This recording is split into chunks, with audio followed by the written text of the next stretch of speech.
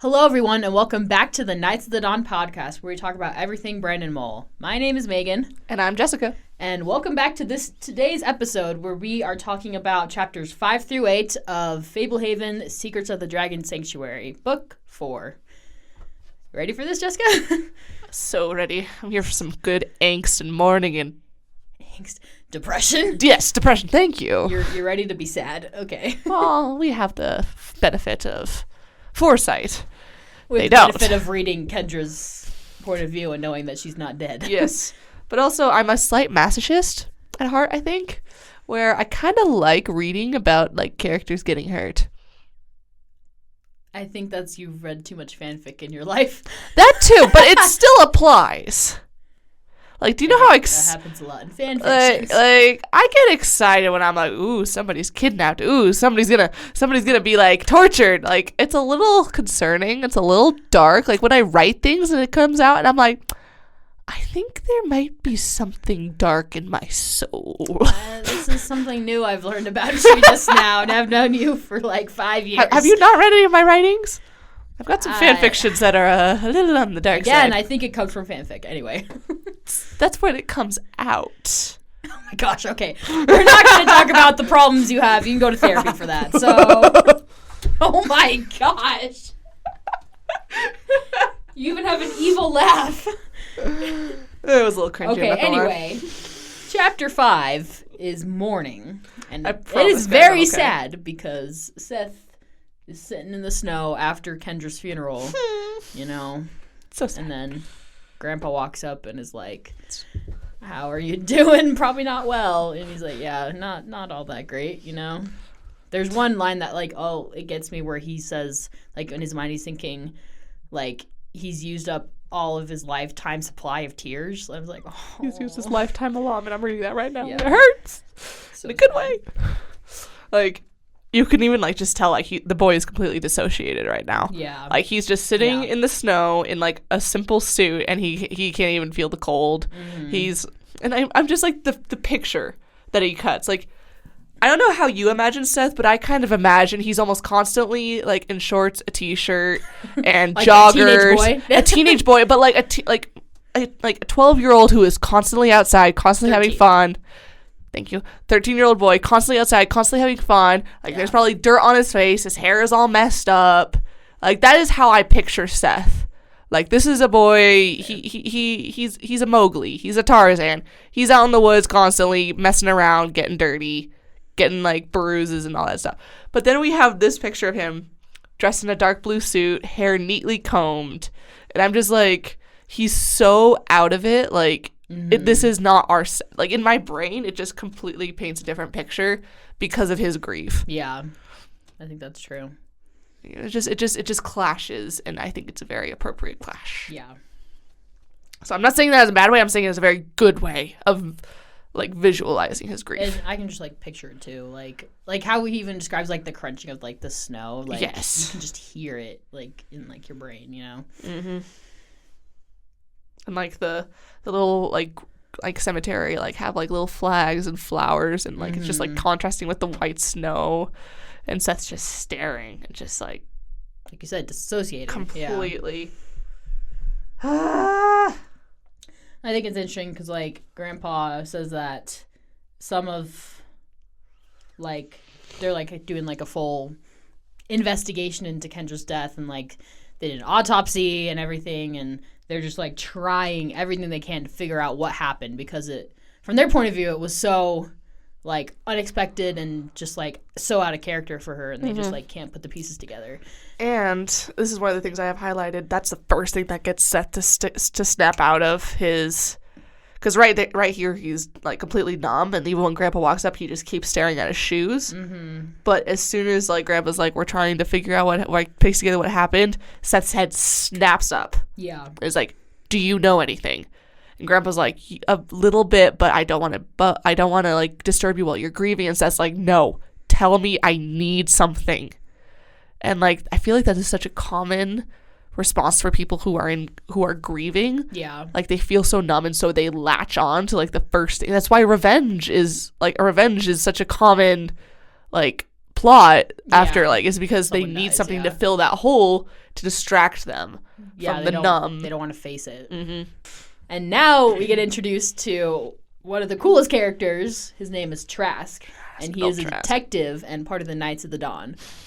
I love Trask. He's so cool. Trask is pretty great. He's awesome. And Seth tries so hard to be normal Seth. He's like, you look the part of a detective. Do you ride a motorcycle? Like, I could just, to me, that just feels like he's Seth's trying. Yeah, he's trying to, like, say something that he would normally say. Yeah, like, that is a Seth thing, but it's like, it just falls flat. Yeah, Trask doesn't even, like, acknowledge it. No. He just, like, talks about the investigation. His next word is, I'm sorry for your loss. Like, Seth's like... He's like, okay, we're staying on track. All right. And then he just, like, tells Trask, like, yeah, Kendra was acting weird for the past couple days, and they just decide that it all leads back to the daycare, and that's when her behavior changed. And so they're just trying to, like, put together the pieces of everything. Does it mention Rex here? I think so. Yeah, I think it says they found him dead. Yeah, they said they found Rex, who was the director of the daycare, which we know he was a sting bulb, and so they found him dead in his apartment. I'm trying to find where it says it, and I'm just... Oh, there it is. I don't know where it says it, but it's Grandpa says it before Trask gets there. I was like, I know it says it somewhere. Where is it? Yeah, it does say it somewhere. Yeah. But their current theory is it was mind control. So they are still going under the assumption that Kendra is dead and gone. Yeah. Like, they do not even have the possibility of sting bulbs, which is what we know is what happens. Mm-hmm. In their, like, it's not even, like, their foggiest, like, possibility. I don't even know if they know about him. They don't. At all. Like, the or even if they did know about him, they would think they were gone, like they didn't exist anymore. Yeah, the barest thing they know is that they existed. It's like, we know about a T-Rex. Yeah. That's the extent of what they know of. Yeah, basically. And so, like, they don't think, they're like, she must have been mind controlled, which is almost worse, I think. Yeah, because then you're like, oh, she wasn't, like, in her right mind, and somebody wasn't in control. Like, that's creepy. And somebody forced her to kill herself. Horrible. Now that's dark. Yes, very.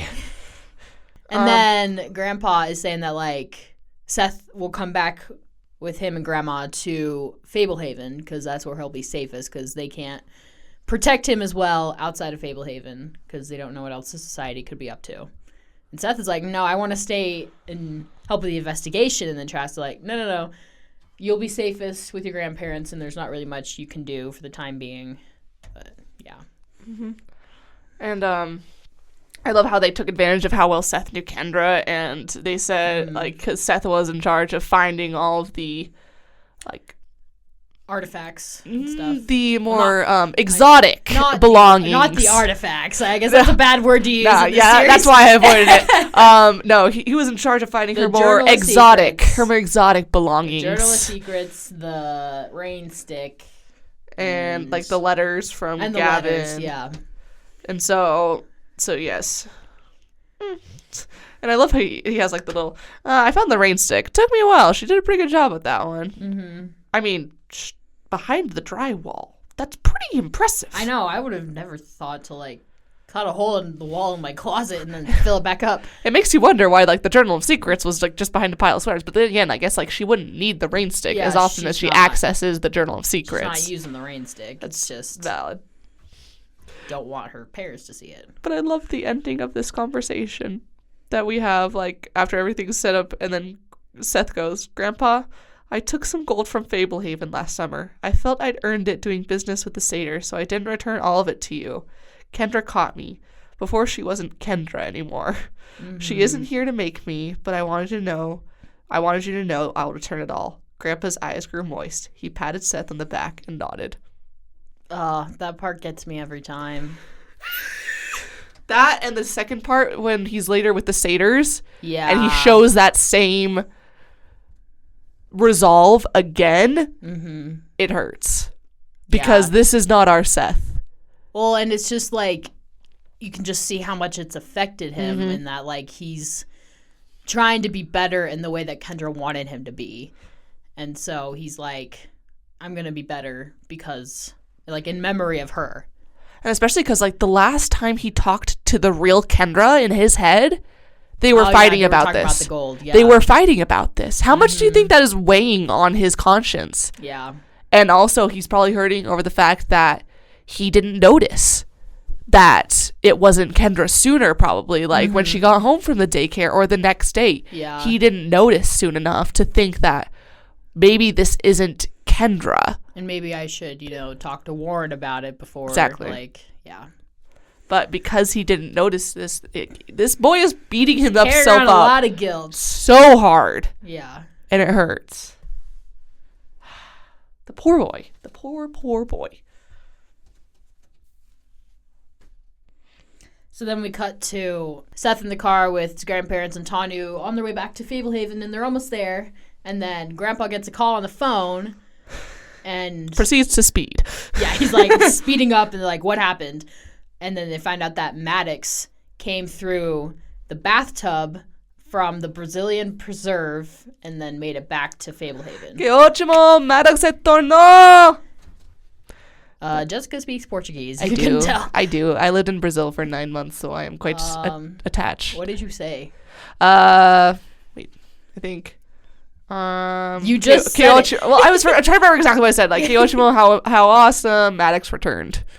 Okay. I'm surprised you couldn't understand it. Like, it's close enough to, know Spanish. I don't know everything. Just because Spanish and Portuguese are somewhat close. Wait, say it again.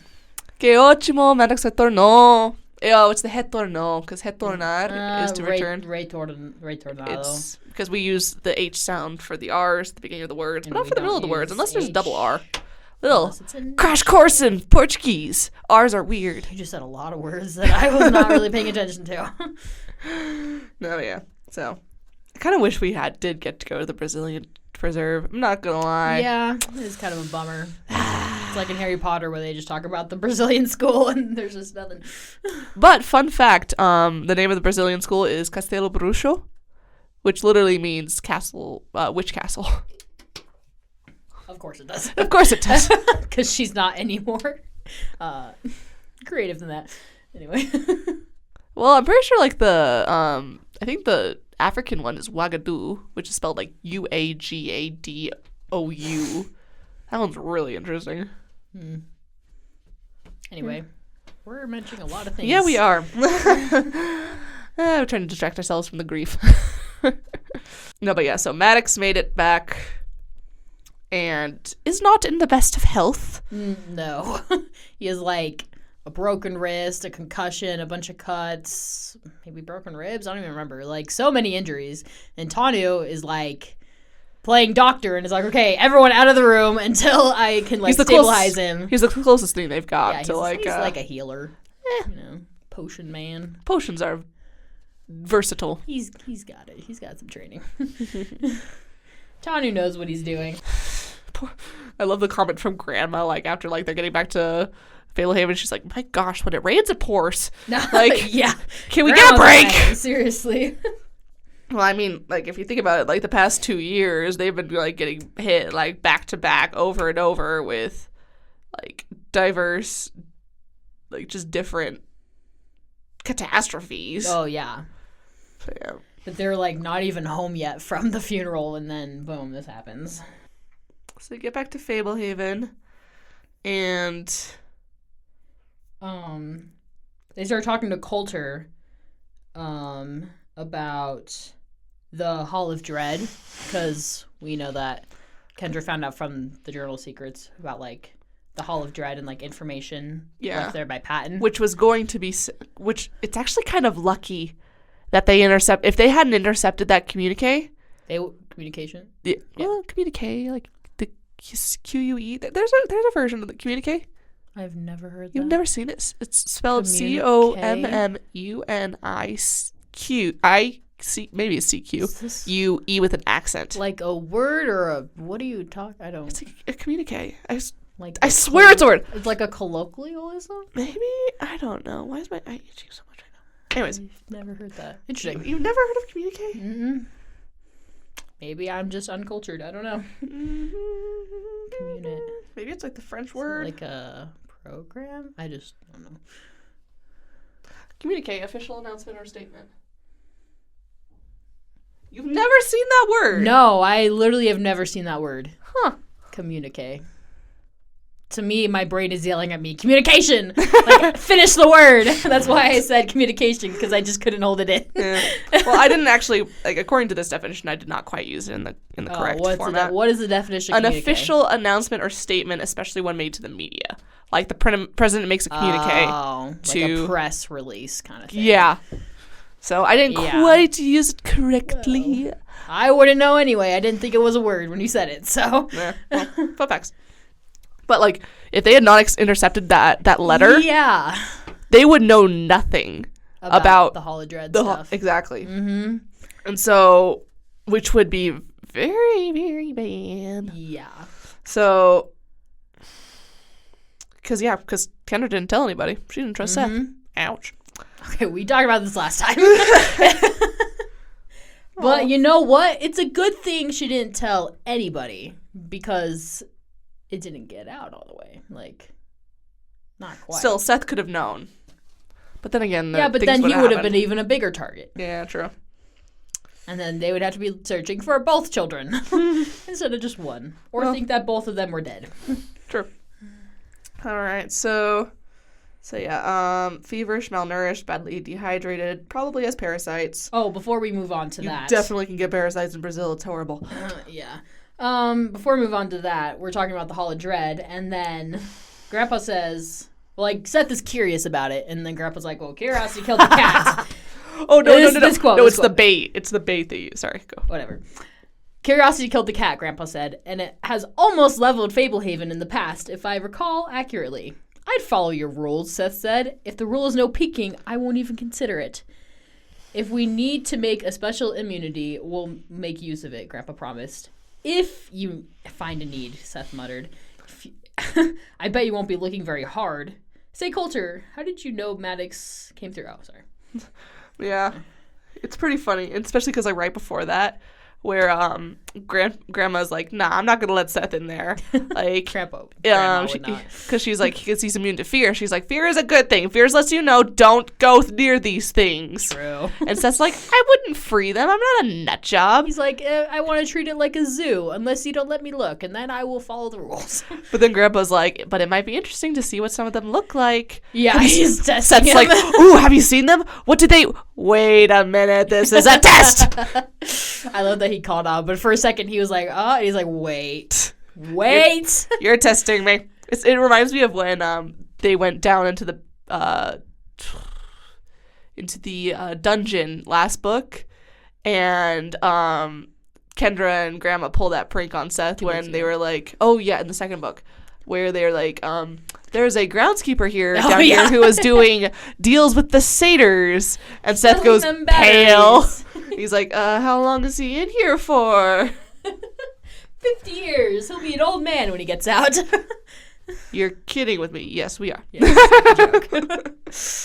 But it gives me that same vibe. It does have consequences. I know, and that's funny that was from Grandma, and then this is from Grandpa, and they're just both like, you know, calling Seth out just a little bit. We love you, but we also know you. We need to know that you've learned something in the past 2 years. And I mean, let's give it to him. He caught on a lot quicker, and honestly, I trust him. Yeah. I trust him in this situation. Like, if he says he's not going to do it, he has learned enough at this point.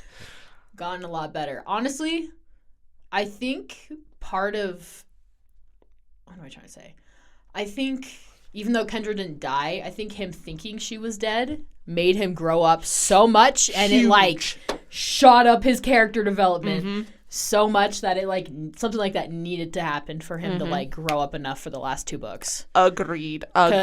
He grew up a lot in the first 3, but he wasn't close to where he is now after this big thing happened with thinking that his sister's dead. If anything, this gave him, like, I feel like losing Lena in the last book, that was Kendra's moment where she's like, these are stakes. Yeah. People die. Yeah. This is how the world is. That's true. Whereas this moment when Seth thinks he's lost Kendra, that is his moment where he's like, they can and will kill the people closest to me. Yeah. And I need to be ready to make sure that they can't do that. Mm-hmm.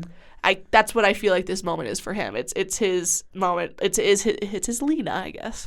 It's his. It's the something that will stick with him and remind him. Yeah.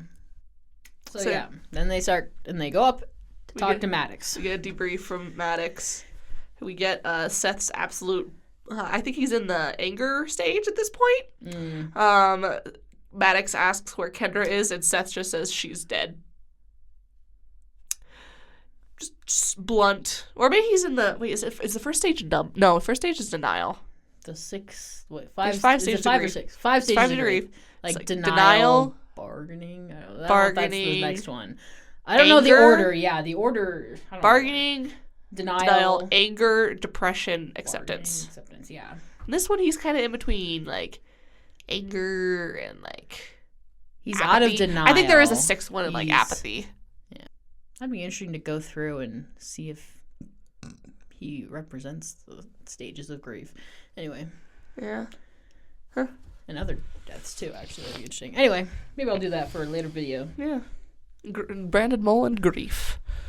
No, but yeah, his just flat statement, like, she's dead, the society got her. Like, this boy is clearly not okay still. Oh, no. It's way too recent. Not that anybody was expecting him to be. It's been, like, what, a week? What does Rio Branco mean? White River. White River. Rio Branco. Or Rio de Janeiro literally means River of January. Rio de Janeiro. Janeiro is... Oh, yeah. Janeiro, Enero. See the parallel. Oh, they're both Romance languages, so... I mean, okay, this isn't quite it, but Lucerna is botany or agriculture. Lucerna. Interesting. I don't think they ever say, like, they ever, like, describe physically, like, the demon at all. That'd be interesting to know. Did. I know. I wish there were more details about this place. Lots of, like, caves and stuff. Yeah. Interesting. We want it! Wait, what was the... Is it the Rio Branco preserve? What's the name of the preserve? Rio Branco. Oh. Yeah. It would technically be Rio. With an H. Rio Branco. The pronunciation makes no sense to me in Portuguese. Oh, it doesn't make any sense to me either. Trust me. Does not make sense. Took a long time. The R's are the worst of it. Is it? How do you pronounce the R? So if the R is at the beginning of the word, it's an H. If it's in the middle of the word, it's regular R. Unless it's a double R, in which case it's also an H. A double R is an H? Yep. That's terrible. Yeah. I'm not a fan of Portuguese. So, Spanish is so much easier. The word for pasta, or like pasta, is macarrão, but it's spelled with Macarrao. It's like they wanted people to just mess up. Yeah. Like, or Rio is spelled Rio, so you'd pronounce it Rio, but it's pronounced Rio. Unless you speak Portuguese, you're not going to say, oh yeah, that's an H. Mm-hmm. Anyway, we're getting off topic again. Yeah, but it's still important. Yeah. So, Rio Branco Reserve. I'm sorry, Brandon. I'm correcting you. Well, I guess it's not correcting. Spanish, so. And also, like, he didn't say it was pronounced Hio. It's just everybody who reads it assumes it. Well, because we're white and we don't typically because we're white. Portuguese. Well, even people who are from, like when I was learning Portuguese, they told me it's easier for Portuguese native speakers to understand American Portuguese speakers than it is to understand Latina or Latino. Oh, that makes sense because they... Or Hispanic. I'll say Hispanic. It's easier to understand American Portuguese than Hispanic. Latino is anyone who lives in Latin America, so... Yeah, so... But is Hispanic more assumed to be Spanish-speaking? Yeah. Yeah, because Latinos are technically Brazil as well. Latino is everyone in Latin America, so it includes Brazil, and then Hispanic is Spanish-speaking. So yeah, it's easier to understand American Portuguese speakers than Hispanic Portuguese speakers because Spanish and Portuguese can be so similar. Like, I can read Spanish, and I bet you could read Portuguese. Yeah, more or less. Because they are very similar at the base level with the grammar and the spelling. Well, it's because, but the pronunciation is what's going to kill you. The pronunciation kills me. I cannot do it. I've thought about learning Portuguese, and I'm like, but the pronunciation just kind of jumbled in my head. And I'm like, that's not how you pronounce it. Yeah. Bothers me too much. Portuguese with Jessica. Languages. A new segment of our podcast. She speaks Portuguese, I speak Spanish. French, more or You could do less. like a dialogue on Romance languages. That'd be entertaining. Well, Listen to us try and learn French or I can Italian. read them, not really speak more than just Spanish. Anyway, so we talk about Maddox and his tribulations in the preserve. He says he didn't find the artifact, but he kept getting attacked by the demon and had to like live tough and dirty in caves and stuff, living off Working of like dirty. mushrooms and whatever, like barely anything. So that's why he's like malnourished and in such bad shape. I can seriously picture the areas he was in, and whoo, man, the man's lucky to be alive. But anyways, it comes back. Maddox is like, I made it out, and that's what matters. And also, I know where the artifact is. I know where the vault is, so I can draw you a map to get you there, or even lead a team. Yeah. So that's their current plan. And then they're like, you're not in any condition to lead a team. Just draw us a map. So yeah, okay. So then that's the end of the chapter. Chapter 6, The All-Seeing Eye. Illuminati. Da Vinci We're going Code. all like Nicolas Cage. Oh, wait, that's not Da Vinci. Which one is the Illuminati? Is that Angels and Demons? I don't know. It's just the all-seeing eye, like what you see on like the dollar bill, Illuminati. And then I was just making a joke about National Treasure. Nicolas Cage. Love that one. I was thinking of like, well, who does the guy in Da Vinci Code? Isn't that somebody? Yeah, I know what you're talking about. Because like they do the other one. It's the I've never seen it. Angels but and I know, Demons. I know kind of what Da Vinci Code is. Who's the actor? Something to do with Jesus. Something to do with Jesus. It's actually really. I like the book. Yeah, no, I know it's really good. I just have never. I've seen like one scene from it in the movie. It's the one with Tom Hanks, right? That's it. It's not Nicolas Cage. It's Tom Hanks. He's the big guy in that one. Again, continuing on then. The All-Seeing Eye. Where we go back to Kendra, who's learning to play chess with... Yes. I feel like you could do some... whatchamacallums? Brain work. You could draw some metaphorical analyses from like this conversation. I was thinking about this because I think it's interesting that she's learning to play chess. In the same chapter, she meets the Sphinx face to face after knowing he's a traitor. Because the Sphinx is well known, and like he talks about, and this I think this is more in later books, that this is all a chess game, and that he's been playing and setting it up for years. And so I just kind of like, I don't know if this was intentional, but I just kind of like that like Kendra is learning to play chess right before meeting, like coming face to face with her real opponent for the first time, and like seeing him as he is. But before that, Kendra says, I'm going to make some trouble. Yeah. Because they find out Tarina has lured another victim into her web. Who she's going to suck the life out of, like she did to Cody and Hayden.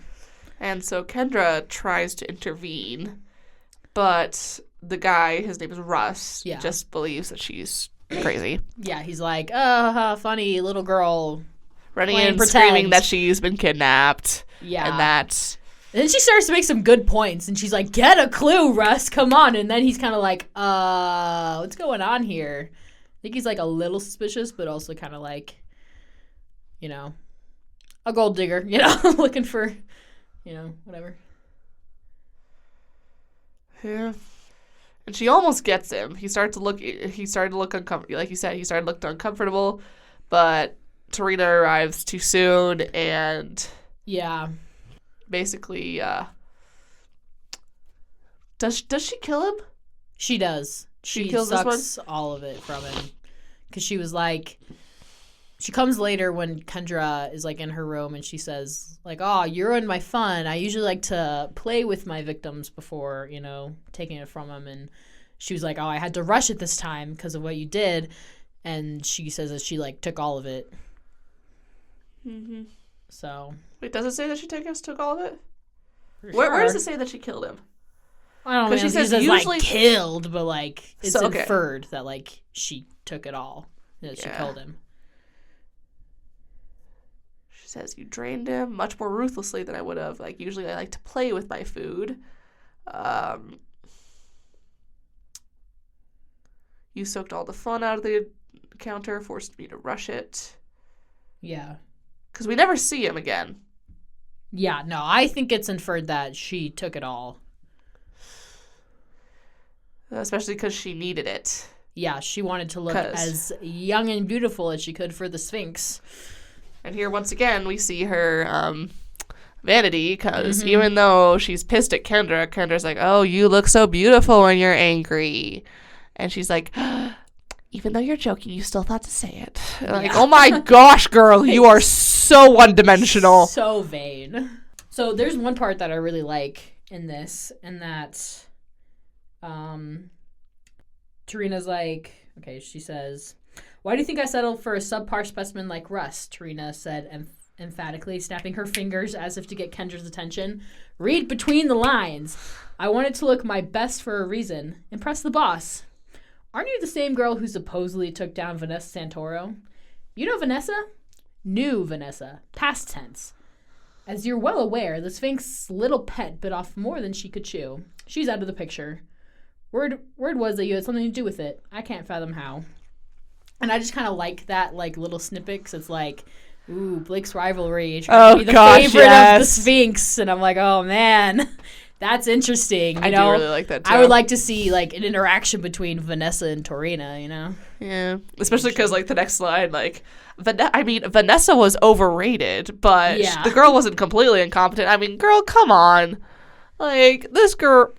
You could just tell that they had, like, a rivalry going, kind of. But, like... Which really does make you wonder about the nature of the Sphinx's and Vanessa's, like, relationship. Like, was Vanessa trying to maybe... Yeah. woo the Sphinx in the same way that Tarina is, and they saw each other as rivals, and more than just, like, trying to impress the boss, and that also, like, winning the Sphinx's heart.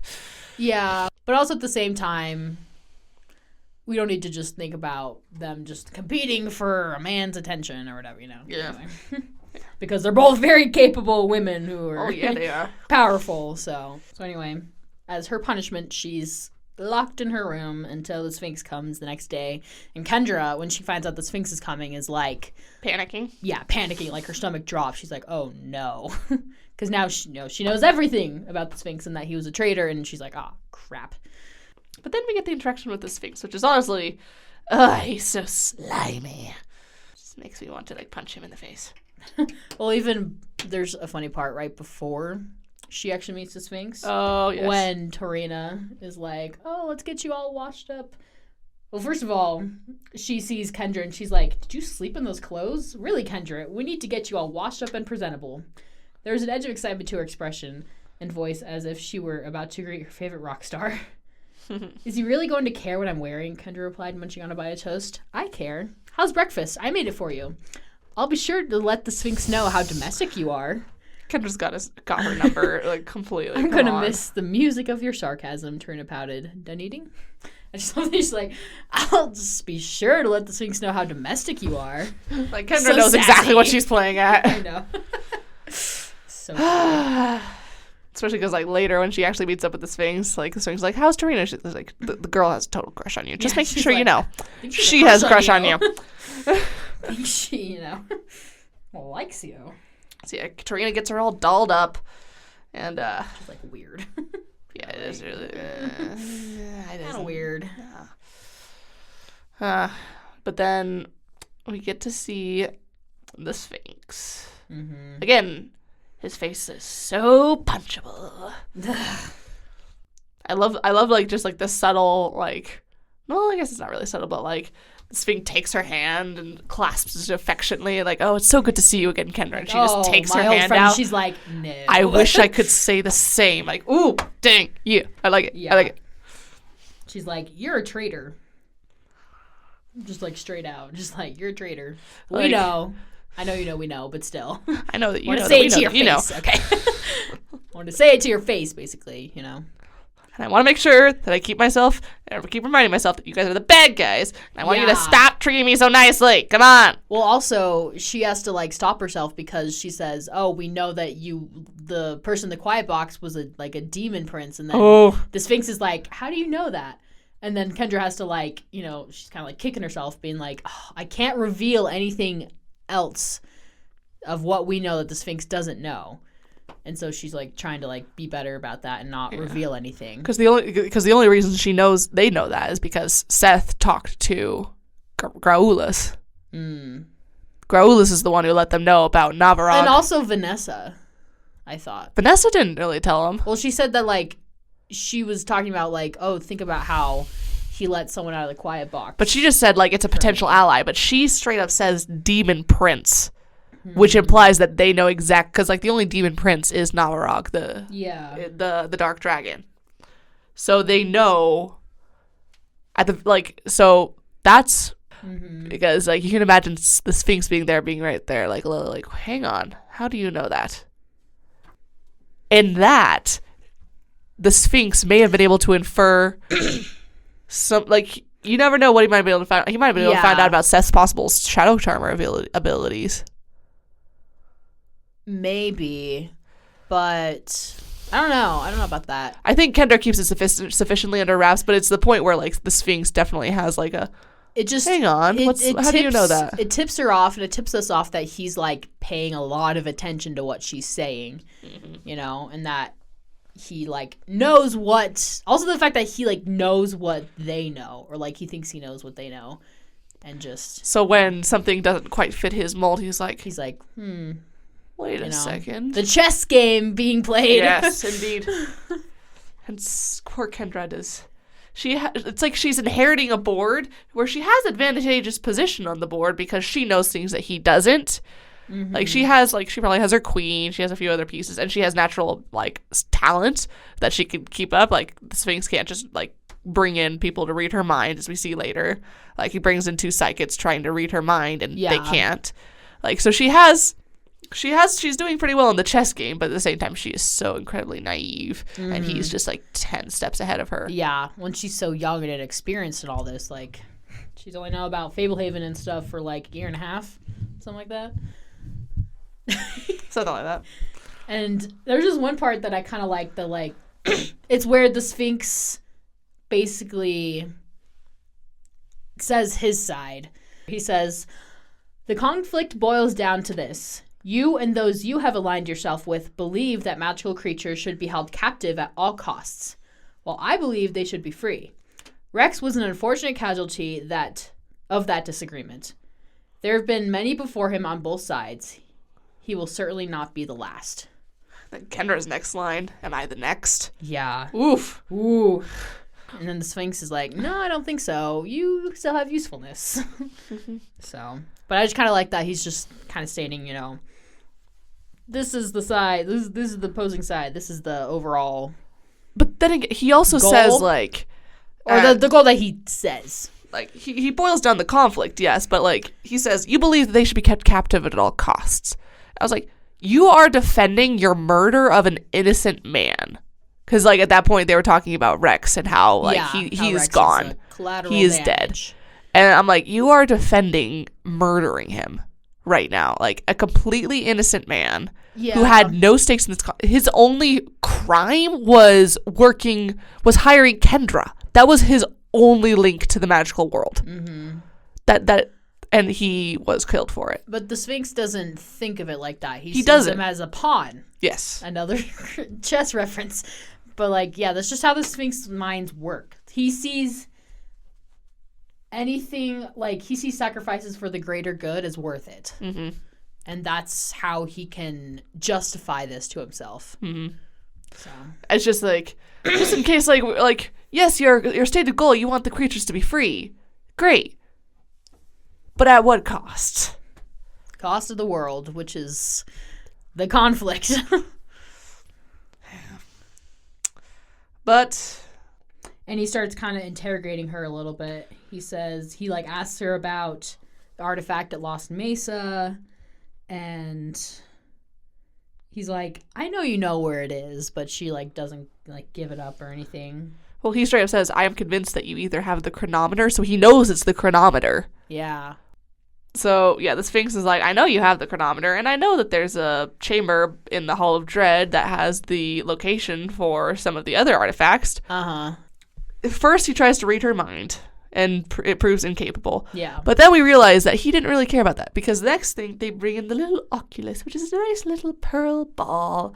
And Kendra's like, pretty, what is it? And Sphinx is like, the next artifact from the Brazil Preserve. And Kendra's like, crap.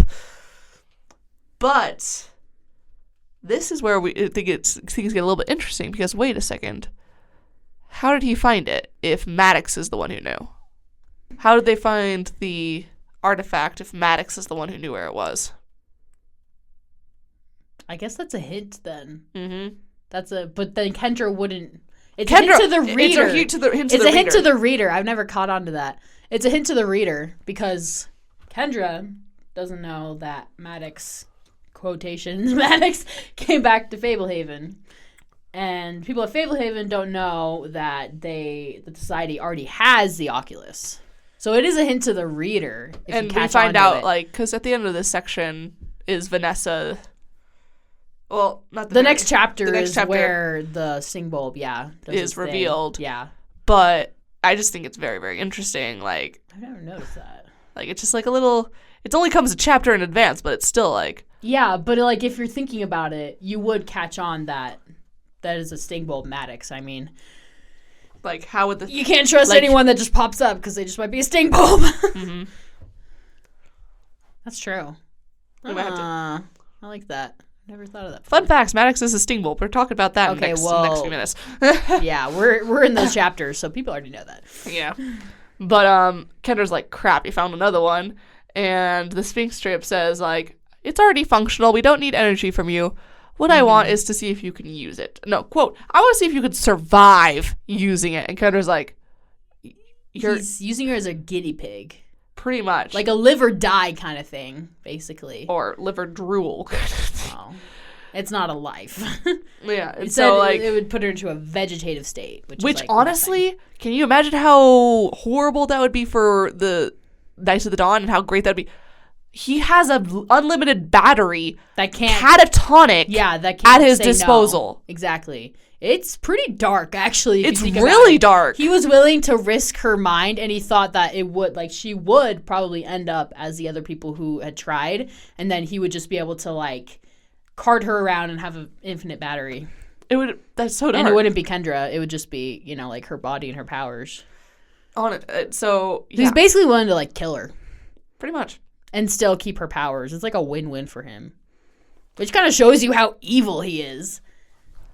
And then, because like Kendra's even like, if you fry my brain, you'll never know what I know about the artifacts. Mm-hmm. Because she's trying to, save herself. As one should. Yes. And he's like, we already know so much. We received an extensive email from the Stingold facsimile we created of you. And so she says, your grandfather, facsimile. Thank you. Yeah. Facsimile. She explained that your grandfather has the chronometer, and that Pat and Burgess left clues regarding some of the remaining artifacts. We know those clues wait in a hidden room beyond the Hall of Dread in the Fablehaven dungeon. We already have a plan in motion. Hint, hint, hint. Yeah. So recover that information. That's the bigger hint to the reader. He's like, I'd love some extra information if you had it, the trigger, the password, something like that. But we'll get in with or without you. I'd love your help translating the journal, but we'll find someone who reads the required tongue with or without you. All I want is to see if you can survive the Oculus. That's insane to me that he was, like, so willing to, like, risk her on that. Because he honestly doesn't see her, like, he's like, I don't need your mind anymore. I just need your powers. And I can use those. All you have to do is without put your mind. In your hand. Yeah. Like, she basically... He only wants the battery power. He doesn't even want, like, her ability to read or anything. Like you said, he doesn't want her mind. That's crazy. Because even then, like, and if there is any chance of her, like, coming back, like he still has, like imagine if her memory was wiped, and boom, you get her a willing acolyte. Well, he's basically saying, like, Kendra, you either do this, or we force you to do this, and it usually turns out worse if we force your hand, so just, grab the Oculus, tell me what you see. So she's like, okay, I guess I have to, Either way, might as well do it myself. So she grabs on. And so the Oculus is the artifact of sight. Yeah. So basically, you touch it, you can see everything. Yeah. Which, I mean, it makes sense why some people's brains got overloaded. Yeah. She starts with, she's able to see the room in all directions. She sees behind her, in front of her, to the side, and then she keeps holding on, and her vision broadens. And she says she could also see herself as if she were outside of her body. She could see the Sphinx from all sides. She could see the room from hundreds of different angles. And then she starts a little bit further and she starts to see other places in the house. And then it goes even further out to like the town, and her gaze just keeps that's when it loses control. Yeah, once it gets like further out, she loses it. She was able to keep it inside of boundaries. Like at first she was able to keep it inside the room, then she was able to keep it inside the house, but as soon as she goes beyond the house, she starts seeing everything everywhere all at once. Ha ha ha. Thank you. I appreciate you giving me the pity laugh. I've never seen it. I've never seen it either. I just know the title, and it worked very well in this situation. Yes. And so she's just basically like getting lost with all of this like overstimulated with all this information and all these viewpoints. And imagine what she saw. She says she sees the moon. She sees the surface of the. She sees her viewpoint extended so that she was looking at the town from high above, peering down at tiny rooftops while also staring up into the cloudy sky and gazing down busy streets and inside houses and shops. She saw into dank sewers, dusty attics, dim garages, and cluttered closets. All at once, she observed every person in town from every angle, every room and every building, the exterior and interior of every car, and the brain-tingling vision kept stretching outward, unstoppable now.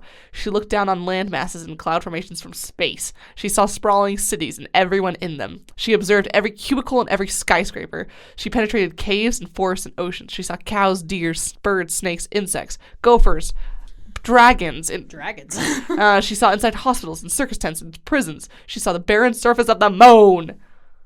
No wonder these people went crazy. Yeah. Like Kendra was no longer aware of her body, the crystal, or the Sphinx. She had been rendered powerless by the flood of sensory input. Everything viewed at once, all of it in motion. There was too much. Can we talk about the things that she probably saw, like the good things and the bad things? I don't think she had time to process it. Well, yes, but she still saw them. But because she was seeing so much, she's probably not even going to remember. She's not going to remember anything. She's not going to remember most of it. So but just it doesn't really even she would matter. see us right now. She can see you. Sees you when you're sleeping. She knows when you're awake. Oh my gosh. But then she sees something else. Then she noticed something so new and brilliant that it distracted her from everything else. A beautiful face suffused with light. A physical embodiment of purity. The face gazed at Kendra, not merely in her direction. Kendra somehow knew that, unlike anyone else within her endless view, the radiant woman could see her. Release the crystal. The thought came to her mind in a familiar way, not with words for her ears. It was communication through thought and feeling, mind to mind. Kendra realized that she was seeing the Fairy Queen. Release the crystal. What crystal? Then Kendra remembered that she had a body. She was in a room with the Sphinx conducting an experiment. She still saw everything from every angle, but the vision became distant. She concentrated on the brilliant, beautiful face. Faintly, using forgotten senses, she could hear the voice calling her name, and she could feel her fingers touching something. Release the crystal. Kendra pulled her hand away from the cool, glassy surface. The vision ended as though somebody had pulled a plug. That's crazy. Well, side note, she could see into the fairy realm. She could probably also see into the demon prison. Comment, please. To me, it's not that she was trying to see into the fairy realm. It's that her sight became so grand that the Fairy Queen saw her. Agreed. But I'm just saying, if she can see, if her sight is penetrating that, she probably also penetrated a lot of other things. Imagine if she, just to, realize how OP this thing is. If you can control it, and you can see all of these things. If Kendra was able to control it, she could see into the fairy realm. She could see probably into the demon prison. She could see probably into all the other diverse, cool realms that we learn about in Dragon Watch. But do you think she was seeing into the fairy realm? How else would she see the Fairy Queen? Well, the Fairy Queen saw her, and the Fairy Queen has little shrines. She has consciousness around all of the earth. So I don't know. Maybe. I've never thought of it that way. I always thought of it because she saw the Fairy Queen. She was almost omnipotent at that point. Yeah, she was omniscient. Whatever. But at that point, if she's seeing the Fairy Queen, whenever Kendra's at a shrine, she doesn't see the Fairy Queen. She just feels her. She's able to connect with her, and so I think she was actually seeing into the fairy realm at that point. Yeah, maybe. I can see that. It just you can see that. Okay, I was unintentional. To me, it's just that like her consciousness and her awareness became so grand that like the fairy queen became aware of her doing that. Or maybe it's also the fact that she has such a special connection to the fairy queen. The fairy queen sensed that Kendra was like using something of great power, that she could reach out to her mind. Maybe. I think she could see inside of it. But I'm just thinking of like the power of that artifact now. I don't know. Like, I could see it. It's just the fact that he doesn't say anything about seeing into the fairy realm. Because, like, everything it describes is, like, Earth. Or the moon, I guess. Space. And the fairy realm is, like, a different place. Mm-hmm. But, that's fair. Mm-hmm. I find the next event interesting. Because Kendra comes back to it after that onslaught of stimulation. And, the Sphinx crouched over her, grinning, his teeth white. "Welcome back, Kendra," he said. "You know me, correct?" "Never again," Kendra gasped. Everybody in the room murmured. They sounded amazed. I find that very interesting. The Sphinx was leaning over her, expecting her to recognize him? Like, does that imply that, like, her memories would be gone? Like, is that what happened to the other people who tried? Is that their memories were just gone? Or were they, like, Warren in a catatonic state? Like, was he expecting to be able to mold her and use her? Maybe more it's than the a battery. Fact that she let go herself. She was able to let go. I don't remember if he says if the other people let go on their own or if they kind of, like, went unconscious or if they, like, had to be forced to let go. Does he say anything? He does say a little, like, the next page, like, "You were gone for 10 minutes. You were convulsing gently like the others. We had lost hope that you would return on your own. What brought you back? Once the seizure struck, I expected you to end your days in a vegetative state." Okay, so he was it almost expecting... seems like because she let go on her own that he was like, oh, maybe she still might have some control of her mind. Mm-hmm. And then he's wondering if it would have affected her mind enough that she would not even remember who... Because she, like, when she was in there, she forgot she had a body. She's like, she remembered she had a body. Yeah. And that she had, like, fingers that were holding on. Like, she forgot all of that. Yeah, your brain would probably just be overloaded and just constantly reviewing, like, all of those images and things that you saw while you were holding after you let go. It's like, it makes me think of anyone who's seen Stranger Things, what happens with Eleven's mom. How she's, like, reliving the same, like, images, like, over and over and over again forever. If anyone's seen that. Sounds lovely, eh? It's really not. Okay, sarcasm. But so then the Sphinx was like, huh. And here I thought you would either, like, because it turns out Kendra lasted shorter time than anybody else did. Mm-hmm. And also, like, he had honestly expected her, he expected her to not see anything because of her nature as fairy kind.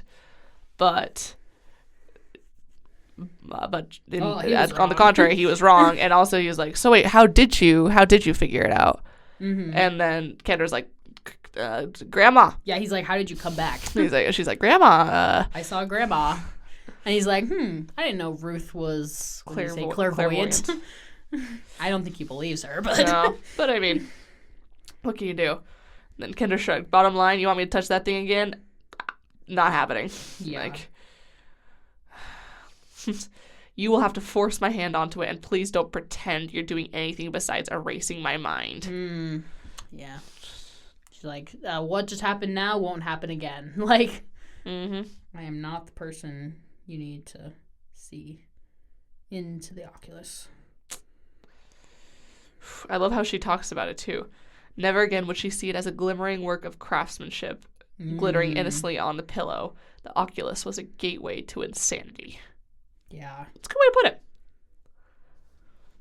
And then he just straight up says, we are essentially done here. Tomorrow we will move out. Kendra, you may return to your room. Thank you for your cooperation. Plan on departing with us at daybreak.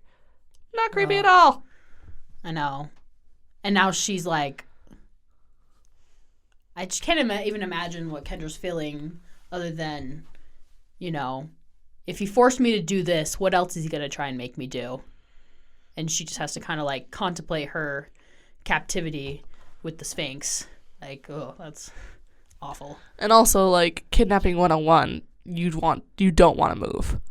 Like, the best way to be found Yeah. is to stay put. I mean, she was already moved, but yes. Yes, but, like, at the very least, at this point, because the Sphinx told her to look specifically, like, as part of the test, Yeah. to look for the man who's who been, like, asking questions around town. got planted by the Knights of the Dawn and was watching the P.O. box. Yeah. Have you ever had a P.O. box? No, but I know what you've had. I've had a P.O. box. Yeah, like, we had. That's just how Did you have a mailbox? Yeah, we didn't have a mailbox. That's when I lived in Page. Like, we just had P.O. box. Do I remember the number? It was P.O. Box 601. It's just like my mom would be so proud. Box you have it like. It's like it's what you put on the envelope instead of like the address of the house. Are they? It's not always at a post office. It's like other places too have P.O. boxes, right? Or is it just at the post office? The one we had, like, it was like you had the post office, and the post office had a ton of P.O. boxes. I think other people have some people have P.O. boxes at like UPS or something too. That would make sense. That could happen. But like, yeah, so like you have that P.O. box instead of like a mailbox, and that's where all your envelopes and stuff go to. Yeah, yeah, I know. So it was always fun to go to the P.O. box with Mom and get the mail. Yeah, so fun times. All right, so now we're going on to chapter 7. Sabotage. And starting off with Seth chilling out with Newell and Doran in the hammocks, which are teenage boys do. Like either right on the edge of the yard or in view of the yard, whatever. They're close enough that he's like, I'm okay right here. Like, Grandpa can't complain. Which I honestly wonder if Grandpa still would complain, because I mean, they're still in the mindset that they lost Kendra, and I feel like they'd all be very protective of Seth at this moment. But also, Seth needs to talk to people. And, True. And hanging out with Newell and Doran, his friends, is who were not like as emotionally attached. Yeah, who are not involved in the Very situation. True. He needs something to get his mind off it, even just a little bit. Mm-hmm. Agreed. So, yeah. And of course, as Newell and Doran do, they are here with a opportunity for entrepreneurial types. But an offer he can't refuse. Except he can. Except he does, because the boy is grieving. Mm-hmm. Like, Newell is like, it's not stealing. Like, come on, we're just hunting for treasure. Like, you think they got their stuff through legitimate means? Come on, like, you're earning it. Yeah. And Seth is just like, no. And the fact that he uses the same line that Kendra did from their conversation the night before she was kidnapped. Seth just says, I really don't feel good about taking any more gold. I had to bring back what I earned last time. And they're right. It isn't yours to give me. We're stealing from the preserve. Removing treasure from Fablehaven is like robbing a museum. The exact same line that Kendra used. That's true. And with his, like, complete shift of, like, behavior and thought from the summer, Newell and Doran are like, what's wrong with you, Seth? Like, they're like, what's up? And then so they clock him on his different behavior, and then Seth tells him that Kendra was killed by the society. And then they're like, oh, wow, I'm sorry. You know, like, they're very it shows like they're not just there to get batteries from him, you know. They do care about Seth and like how he feels, which is nice to see. Like, it's in this moment that you realize they're friends. Like, they're not just there to exploit him. They care about him, and that's nice to have. And I think yet another reason that Grandpa's allowing these excursions. And then there's kind of funny. I just saw it. I have it highlighted as you brought it up. This is a quote. Don't mention it to Verl. Newell cautioned he might dive into a chasm. Referring to Kendra's death. Yeah. He's like, don't tell Verl. He might dive into a chasm. Oh, it's the rest of this paragraph that I love even more. Oh, man. The poor guy is hopelessly smitten. I keep reminding him that she's Stan's granddaughter. He doesn't care that she's too young. Says he'll wait. I tell him satyrs don't tie themselves down to one maiden. This is the kicker. He says he's not tying himself down. He says she captured him against his will, and he's forever her prisoner. Those exact words. Ew. That's so cringe and kind of gross. Oh, yeah. Like, stop, bro. Especially since I'm pretty sure Verl knew Patton Oh, let's not talk about age. Even if it's a magical creature, I don't care. It's gross. We're not doing it. Now or ever. Yeah.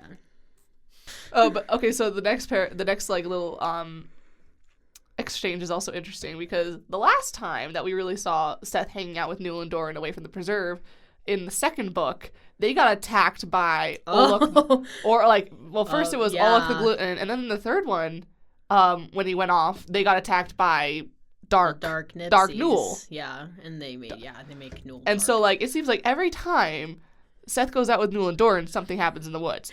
That's and true. So then we hear something large approaching again, and we're like, well, crap, here we go again. But no. It's a nice change. It's Hugo this time, who came because, quote, Miss Seth. That's funny that you were like, so did you think something bad was coming? Or well, I mean, initially, what I see, Doran set up swiftly, setting his hammock rocking. Something is coming. Something big, Newell confirmed. Coming fast. And of course, Newell is more concerned about the batteries for a second. But Seth was sharing an idea about free batteries. Oh, yeah. Because Seth's like, oh, you don't have to pay me. I'll just give them to you. And then Newell's like, oh. Very interested in I that. like that idea.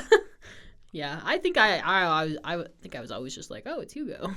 Yeah. Because I wasn't thinking about my stuff. first. But that's true. That'd be kind of funny if it was like, boom, a demon or something. Not like really. That'd be kind of weird. I can just imagine Seth sitting back in his hammock and just being like, can we not today? Take me already. I'm done. Like, can I just take a rain check? Come back tomorrow. I'll fight you. We can do this whole cat and mouse game. Come back when I'm off. Just of not my today. On bereavement leave. Yeah. Hugo's so cute because he started to like talk and like express himself. It's so cute. And he's like wants to play with Hugo, and Hugo wants to show him something. Newell, you know a fun game? Pulling treasure out of the tar pit.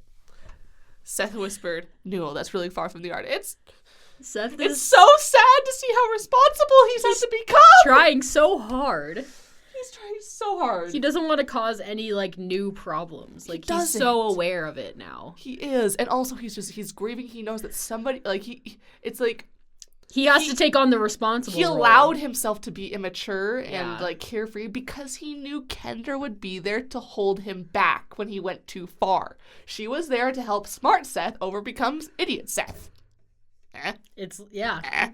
Callback. Yes. I'm also thinking like that's such a younger sibling thing to do. Like you do dumb stuff and then you mess up and you're like, help me. You're counting on the older sibling. But now Seth doesn't have the older sibling. He has to be he's forcing himself to be smart Seth. Yeah. And it hurts. It is sad. It hurts. Oh, poor boy. And also, of course, Gollum, Hugo is mourning. Hugo says, keep Seth safe.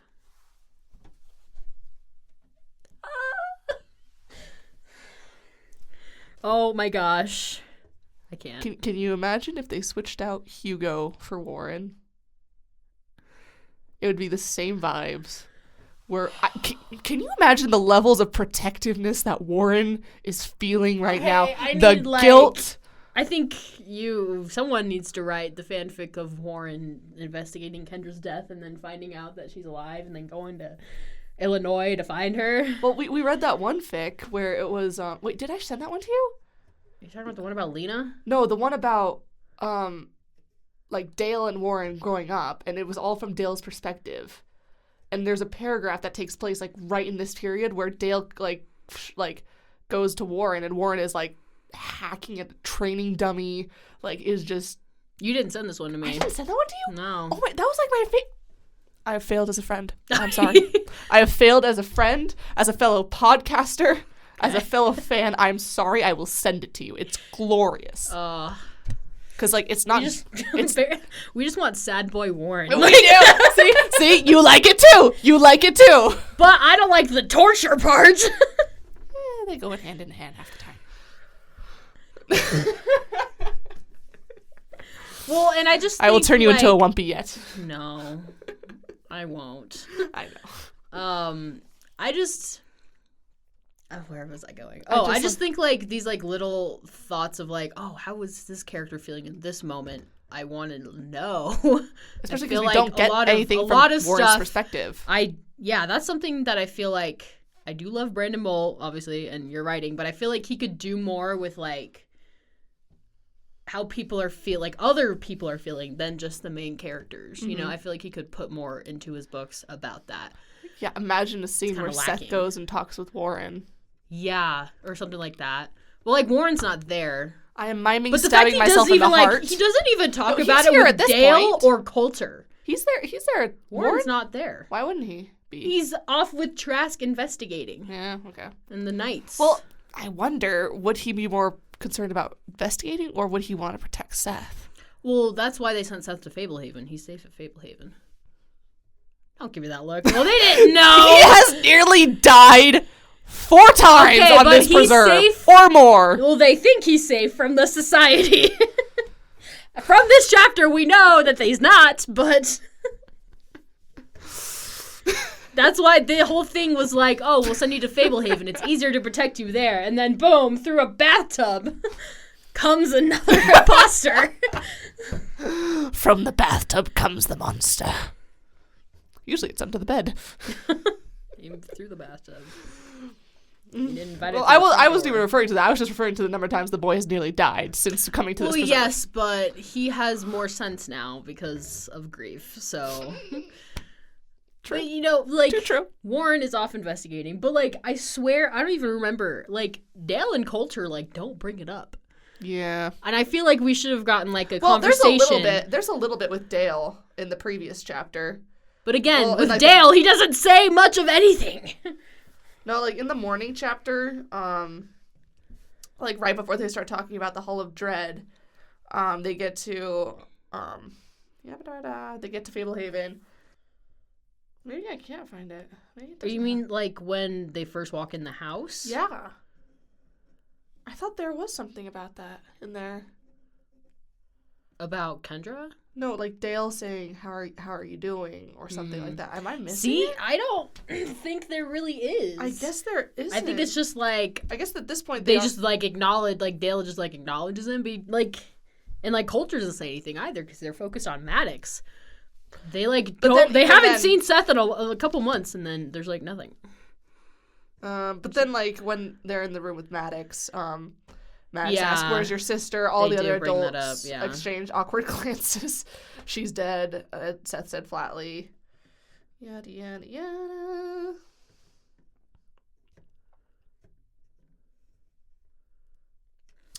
Okay, yeah, apparently my brain is faulty. Yeah, the thing is, like, you expect it to be there. You have Grandpa, like, talking to him, like, at the graveyard. Yeah. At the funeral. And then Trask, and then they take their car ride home, and then they get a call. And they're like, okay, we'll get there as fast as we can. And then they get there, and Tawny runs up to go take care of him, and then I think they just, like, say hi. Yeah, it's like, hi, Seth, where's Maddox? And then, they talk about Maddox. Seth is down to business. He is not here for anything else. Yeah. And, like, Dale keeps trying to bring it... What Dale does do is he tries to bring back, like, some normalcy. Like, when Seth asks where Maddox is, he talks about, like that, and then he's like, you keep getting taller. And, like, you can really kind of feel like, I don't think anybody really knows how to handle this situation. Yeah. Like, because, like, they've experienced loss before, but this is a teenager. This is the one person that one of the 2 people that they wanted to protect above anybody else. Yeah. It's true. I don't know. I kind of wish there was something there. Oh, I agree. 100%. Like, it feels like there should be, but then there's not. Yeah, I agree. I mean, I guess maybe they're just trying to avoid the elephant in the room because they all know what happened, but I don't know. Yeah. I just feel like there could have been, like, a good, like... But at least we have Hugo's reaction. Yeah. Like, I like having Hugo. But I agree. There definitely, I think, could have been more, like, just Seth coming across various occupants of Fablehaven, just, like, grieving in just their own private ways. Like, even if, like, he just went to knock on his grandparents' door and, like, it cracked open and he just saw Grandma and Grandpa just sitting, like, and comforting each other, and he just left. I feel like that would be a really good, poignant Stupid French. Poignant scene. Amen. Sorry to anyone who speaks French. Ironically, with beautiful language. I have indeed. no idea how to pronounce anything, so that's why I don't like it. Ironically, with the chapter name Saboteur or Sabotage, which true. is 100% a French word. It's also French. It's beautiful when someone who speaks knows French what they're doing. speaks French. Like, we don't know what we're doing. I just can't. It's like Portuguese. See. But yeah, I feel like he did have the conversation with Newell and Doran, but I think I just would have loved something with Dale or Coulter or like a moment like that with Grandma and Grandpa. Or Warren as well. Or Warren. Just people who knew Kendra. Or like knowing, like... Just anyone who knew Kendra and cared for her as much as... Because we get it from Seth, but I think it almost would be great to get it from like someone else too. Just showing different grieving processes. Yeah. Like you can see, so you can like ask like Dale how Warren's doing, and Dale just looking like concerned and worried because his brother is just working nonstop trying to avenge Kendra because he's feeling so guilty. Yeah. You can have Grandma and Grandpa like just mourning, like debating should we even brought them into this world if they were just going to get hurt. You could have Dale wanting to have been there, things like that. But also, now that I'm thinking of it, I can write that fic. I'll write that fic. Hang on, let me write some of this down. Okay, you write that down and then I'll tell you my thought. No, you can. Dang it, my stylist. Dang it. Continue. Okay, but now that I'm thinking about it, because we were talking about we wish we had someone else's perspective in the Fablehaven series. Do we get anyone else's perspective other than Kendra and Seth ever? No, we don't. We do in Dragon Watch. I commented on that earlier. Who? Nox.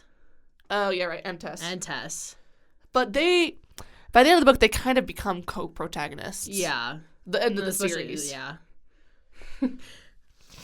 Don't mess with Tess. I already have a doc open for all my other ideas for fanfiction. But that is something that I hadn't thought about. In Fablehaven series, he never does anyone except Seth and Kendra.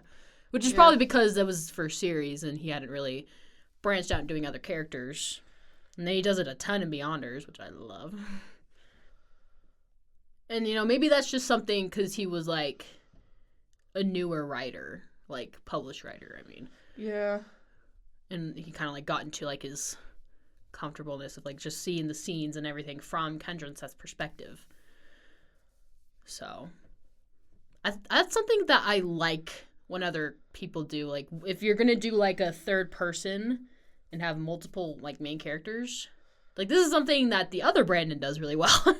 Brandon Sanderson. Amen. Lots of different character perspectives, which I think it adds so much more to the story and kind of rounds it out a lot. And like I said, that's something he does a lot in Beyonders. Not really in like the first or second book, but like the third book, obviously. For certain reasons that we'll discuss when we get to Beyonders, but yeah. I think there's a lot of value in writing from multiple characters' perspectives, other than even just the main characters, like side characters who are like more like main, Yeah, agreed. And I would really love to see it. Yes. Yeah. I think that's a way that he could improve his overall storytelling. Is adding more perspectives in scenes like this and giving it more depth. But I mean, at the same time, he does kind of have to have to move the story along because at this point in the story, we have now, like, Seth goes back to the house with Hugo after Hugo does show him a very nice treehouse. Oh yeah, Hugo rebuilt the treehouse from like book 1, which is nice, and like, it's a really nice thing. And then Seth like runs over to the house and he like wants to thank Grandpa for his help with the treehouse as well. And he's super excited about Hugo talking well, and then he doesn't hear nothing. He's like, "What? What's happening?" And then he hears a thudding. He's like, "Wait a second, that's coming from a mysterious area." Mysterious ticking noise. That's not what I was going for. Yes. It's a mysterious thumping. It's Santoro. Vanessa Santoro. No, it doesn't work. Dang it. Wait, how do you say her last name? Santoro. Okay, you were saying Santoro. I was trying to be fast with it. Santoro, Vanessa Santoro. Be Santoro, Vanessa Santoro. Oh, that's better. Yeah. I love how confused Seth is. Like, he's like, what is going on? Because like he runs over to the basement door, hears, like, the thudding, and, like, someone's calling for assistance. And he's like, Vanessa? Yeah, he definitely recognizes her voice and is like, what? I think it's more the confusion of, like, like, how the heck are you talking right now? Yeah, he's like, you're supposed to be in the quiet box. And Vanessa is, like, keeping us on tenterhooks. No time to explain. You have a spy among you. Hurry, bring them here quickly. And then Seth is like, well, I can't handle the situation on my own. So he runs upstairs. He's being so responsible. Yeah. And he runs upstairs and opens the door to the attic, the secret side of the attic. And then he calls up and everyone's up there having a secret meeting. Mm-hmm. Can we talk about the fact that Seth memorized the numbers? And yet another example of responsible Seth. He memorized the numbers for the code to get into the secret attic. Mm-hmm. And I feel like when it comes to stuff, like important stuff in Fablehaven, he does take it seriously. Yeah. Even before, like, he took it seriously. But still, I just love that slight, like, little nod to his competence, to his responsible nature, to smart Seth. Yeah, we're having so much smart Seth right now, and goodness gravy. Yeah, you bring it up a lot. It's an apt way to put it. Yeah. So yeah, all the adults upstairs were having a meeting, and then I just love they're like, Vanessa's out of the quiet box. She wants to talk to you. I can just imagine the pause and then just the avalanche of steps rushing towards the stairs. Yeah. Especially Grandma. She's like, what do you mean? She's not just what do you mean? She's holding a crossbow. Yeah. This woman's holding a crossbow. We know how she feels about Vanessa. Great granddaughter of Patton Burgess, let's go. Or granddaughter?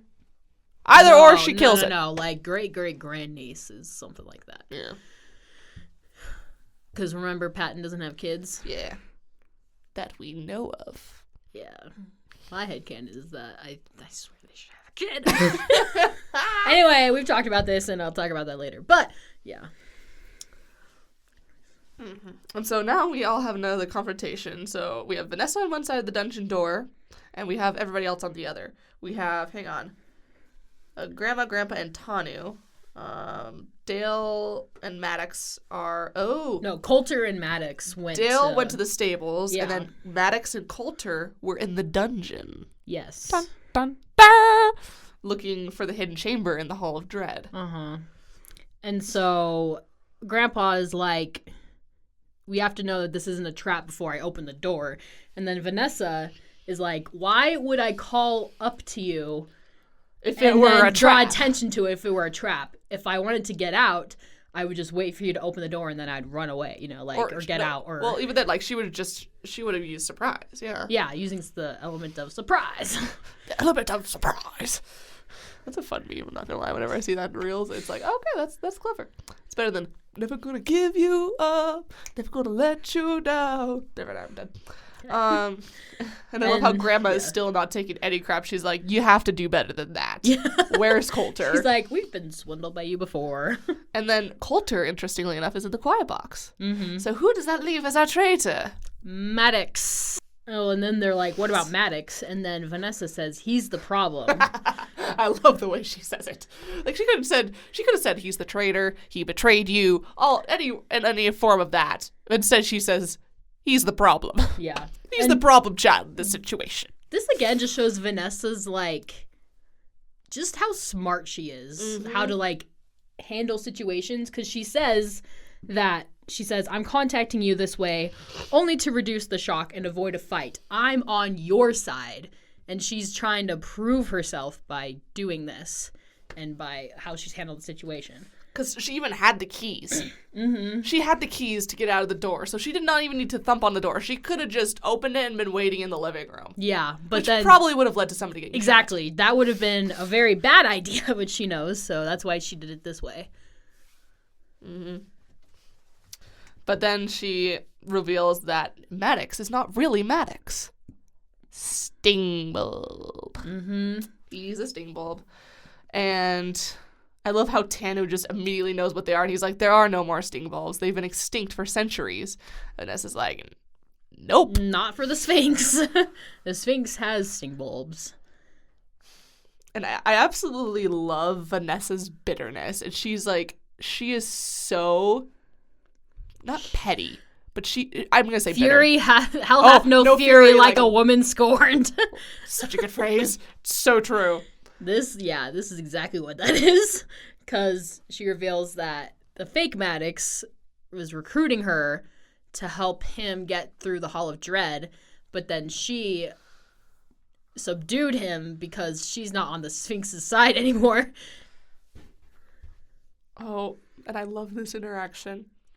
Tana's like, Seth is like, what exactly is a sting bulb? Vanessa explains, magical fruit, extract a sample, and grow into imitation. It's almost an exact copy, even duplicate. And then Seth furrowed his brow. So they could impersonate somebody pretty good, but they might be a little off. And I love how Seth is the one making the connections. Putting the pieces together. And Vanessa's like, right, yeah, what yeah, Vanessa's why do we like, care about why this? does this matter? This is not the problem at hand. Yeah. And then Seth's like, what if that's it? What if that's what happened to Kendra? Maybe she was replaced.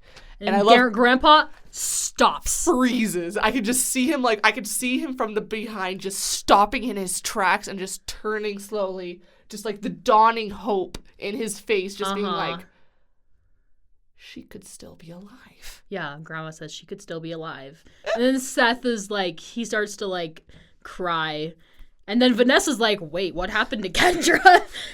Seth made a choked little sob as he tried to fight back the tears of hope and relief that sprang unbidden to his eyes. Come on, this poor baby! I love it. No, but I love that just instinctual reaction of just, like, the possibility. Of course, now imagine if they never got her back. Or if she did die before they got her back. Oh, can you imagine how devastating that hope would be? What I'm thinking about is how just important Vanessa has suddenly become. Mm-hmm. Because she's just been in the quiet box like all of the last book and didn't really give too much information. But now this is like key information. And not even that. She has. This is like probably the critical error that the Sphinx makes. Yes. If not for this error, I think he wins. Uh-huh. Overall. And this is just like something that coming back from the second book, that's true. Like him miscalculating the second book about Vanessa and then trying to get her back in the fourth book. Yeah. But she, like, he didn't know her well enough or, like, you know, treat her the right way because she flips and becomes their ally and totally betrays him. And I love her reasoning because, like, after Grandpa asked, like, if the Sphinx sent the sting bolt to free you, why are you turning against him now? Yeah. And Vanessa's like, the Sphinx only sought to free me when I had value. Mm-hmm. Like, he didn't think the sting bulb could get to the Hall of Dread on his own, so suddenly Vanessa deserves to be rescued. And she's so bitter about that. She's like, I love her entire paragraph right here. She's like, I should have secured that loyalty long ago. For years, I functioned as one of his top operatives, risking my neck time and again, succeeding in mission after mission. He discarded me at the first moment I might have become an inconvenience. The sting bulb had an entire speech memorized, explaining how my incarceration was always planned to be temporary, a tactical necessity. In his pride, the Sphinx thinks I'll come whimpering back at the first opportunity. He is in for a surprise. I no longer trust his character, and, by extension, I no longer believe in his mission. I won't rest until I take him down. You done messed up, sir.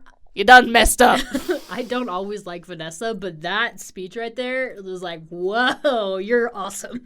Like she knows her worth. She knows her worth. That was like, oh, and she ain't settling. Snap.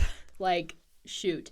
And so I think that's what turned the page for a lot of people on Vanessa. Yeah. And seeing that she was willing to turn her back on a cause that she had supported and betrayed and killed for to join a cause that she had betrayed and killed and sabotaged. Yeah. Knowing that it will not be, like, now both sides will not trust her. Well, and I think this part is so important because throughout, like, the whole, like, at the end of the second book and throughout the whole third book, you're not sure if you can actually trust anything that she says. You know she's because really there's only no out for proof. herself. You don't know if she's gonna double cross you and then go right back to the Sphinx. But this shows completely that she has flipped sides and that she is against the Sphinx because she had her chance to go back and she doesn't. And so she helps them by giving them information about the sting bulbs and helping get Kendra back. And I love that Grandma and Grandpa are like, we have to tell Trask now. And Grandma leaves to go call him. Mm-hmm. Because they're like, we got to get on this right now. And I love how, like, of course they're not going to take Vanessa at her word at this moment, even though that was a power speech, girl. Yeah. Like, they go and find Maddox, and they revive him, and the guy tries to, of course, lie. Like, and also, interestingly, I noticed this, uses the same tactic that the Kendra sting bulb used when trying to convince Warren that she was the real one.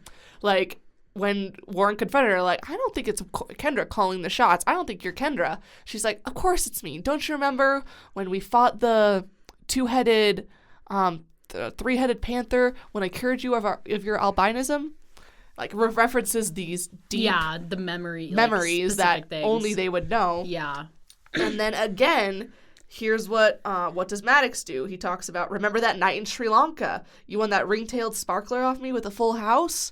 Same exact thing. That is their go-to, is referencing those memories to prove their authenticity. I really liked that little thread. Oh, sorry, I messed up. Before Grandma goes, they let's see. Oh, Maddox mentions Monmouth, and then that sets off Vanessa's mind again, saying Monmouth. That's where Torina Barker lives. She's part of the society. And then that's like another tidbit that like she's like, oh, that she must be with Torina then. Mm-hmm. You know? It's just another key piece of information that they were missing. Which just shows another thing that like now they have a name. Them. Yeah. Because all they had before was T. Barker, and now they have the first name. Uh-huh. Which, granted, isn't super helpful, because I don't know where she is exactly still, especially because it's just a P.O. box, but baby steps. She also says, oh, she's a Lectoblix who works with the Sphinx. I feel like that would increase their anxiety significantly. Yeah. Blixes are powerful, speaking from another Blix. Also, Lectoblix, like, they don't want to find Kendra with, like, a 82-year-old child. So that's when Grandma goes to call Trask and give him the major update that they have. So, like, right towards the end of, like, this, and once they, like, Maddox is still trying to hold out, and, like, we'll go release Coulter from the quiet box, see if his story matches yours. And then the Sting Bulb knows the jig is up, and he's like, don't bother. And then I love the immediate, like, transition, because, like, it goes from persuading to the Sting Bulb spat. And, like, they specifically start referring to him as a Sting Bulb instead of Maddox. Not Maddox. And I love this next one. There will be consequences. He threatened looking at Vanessa. And then Vanessa's just like, I've never been a fan of rotten fruit. It gives me... it's so good. Love it. It gives me the vibes, though, from How to Train Your Dragon 1. Keeping all this raw Viking contained. There will be consequences. I'll take my chances. It's the same vibes for me. Oh, my gosh. Like, she's like, this is an empty threat. I got you. Your jig is up. Go die in a hole. Go decompose. You just gestured to all of me. Thank you for Sword, nothing, you shopping, useless reptile. No. And they're trying to get as much information as they can from the Sting Bulb, and he's like, look, I don't know that much. Just, I was sent here to get to the Hall of Dread, and that's about it. They told me that I should be able to rely on Vanessa for assistance. Psych! Yeah. So yeah, they confirmed that Maddox, last they checked, last the Sting Bulb knew, was alive. Because you have to be alive to be able to make a Sting Bulb out of you. But he was captured, so...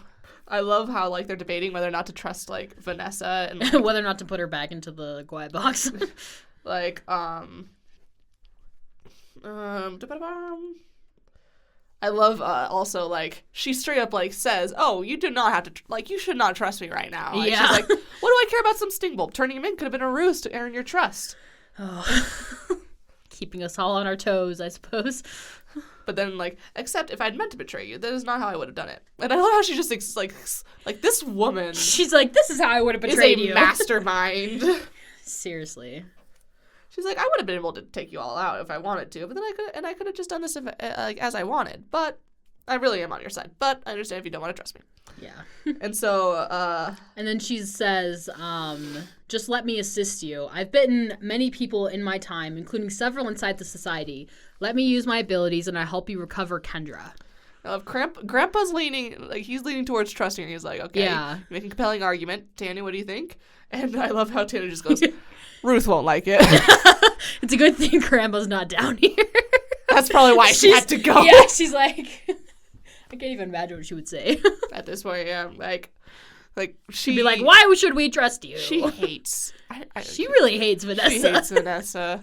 Which I mean, fair enough. But yeah, like up until that point, like I feel like we always feel like some amount of wariness from Grandma in regards to Vanessa. Like, Grandma can hold a grudge. Let it be known. But also, I think it's kind of good because, if some people are trusting, at least there's one person who's still, like, wary. The voice of reason. Yeah. The devil's advocate, or I guess the non-devil? I don't know. Mm-hmm. And then I love, after asking, like, Tanu, he says Seth. He's, like, asking Seth for his opinion.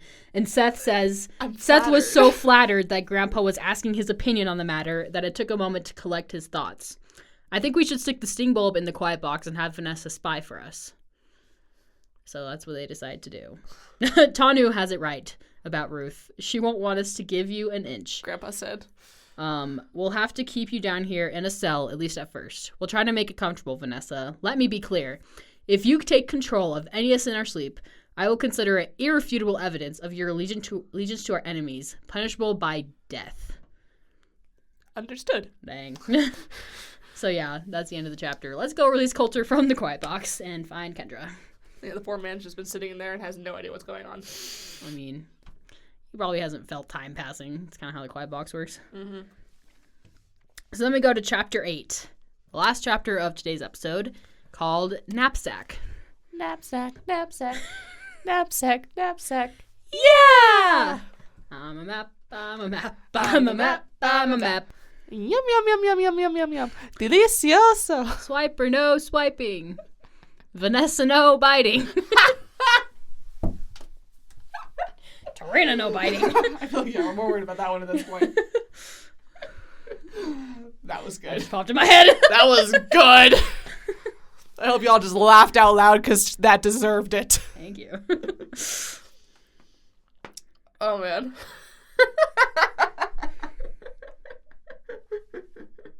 Thank you. I didn't think it was that funny. I'm just really, really tired. I'll take it. Okay, so Kendra is sitting in her room, unable to go to sleep because she's kind of freaking out, being like, first of all, she knows that without the Fairy Queen's intervention, she would be basically dead, like mentally dead. Basically brain dead. And she's thinking about how, the Sphinx is going to take her away tomorrow and she have to go with them and she doesn't really know, what the future holds, and she's kind of freaking out. And then she gets not even a knock. The door to her room opens and it was locked. And then she sees a hand reach inside, place something on the floor, and then she calls out, "Hello? Who's there?" And the door closes. So very mysterious happenings. And so she gets out of bed and she opens the door, looks around, and there's no one there. And then on the floor is the said knapsack. Knapsack. And then attached to it is a piece of paper, and it says, "You must escape tonight. The knapsack contains an extra-dimensional storage compartment. You can easily fit inside. Once you're inside, the knapsack can be flattened, jostled, or dropped, and you will feel none of it. You will find a sting bulb in the front pocket. Prick yourself, wait for the duplicate to take form, then issue instructions. Leave the decoy behind, and get as far from here as you can. Hurry." The note was unsigned. Mm-hmm. So, Interesting. How you know we're friends. Yeah. Also, this is just so like, what the heck is going on here? Is this a trap? Like, what is happening? A mysterious person from inside the house of a society member operative has come in the middle of the night, put something on the ground, and then left with no trace, and just a note that's unsigned saying, "Use the sting bulb, get in the knapsack, and get out."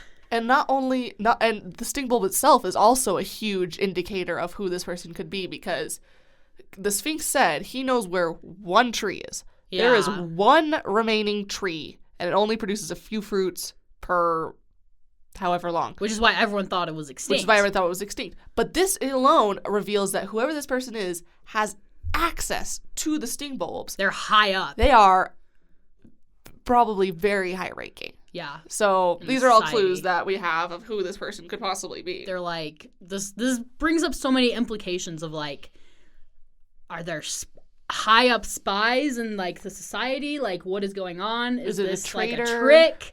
Is it a traitor? Like, what is happening? You know? Mhm. So many questions that Yeah. we do not get answers to. It's really annoying. Yeah. But it does like beg the question, like, as much as this society was infiltrating the Knights of the Dawn, was the Knights of the Dawn also infiltrating the society? Yeah. But also, how does that work with the Sphinx being the captain on the side of the, like, someone's doing some It's triple crossing or it's just the typical spy thing of like double cross you, triple cross, you know, all these intrigue and secrets and whatever. we love it. Yeah. But like, I love how Kendra's like, could this be a trap? I don't care. I'm getting out of here. Yeah, she's like, this is my only chance that I possibly might have, so I'm gonna take it. This is a spoiler warning For book 5. For book 5. If you've not read book 5, stop listening now, because this is major spoilers. It is. I also love her like even before the knapsack gets dropped off, she's like, would the journey with the Sphinx offer any opportunities to escape? Could she possibly get away with the Oculus? What a coup that would be! Yeah. It's just like daydream being like, what if I got away with the Oculus? Like, that would be crazy. That would be very helpful, actually. Yeah. You could pull what your brother's gonna pull next time, what was actually a trap. This is kind of interesting. Oh my gosh, you're not even. Oh my gosh, you're right.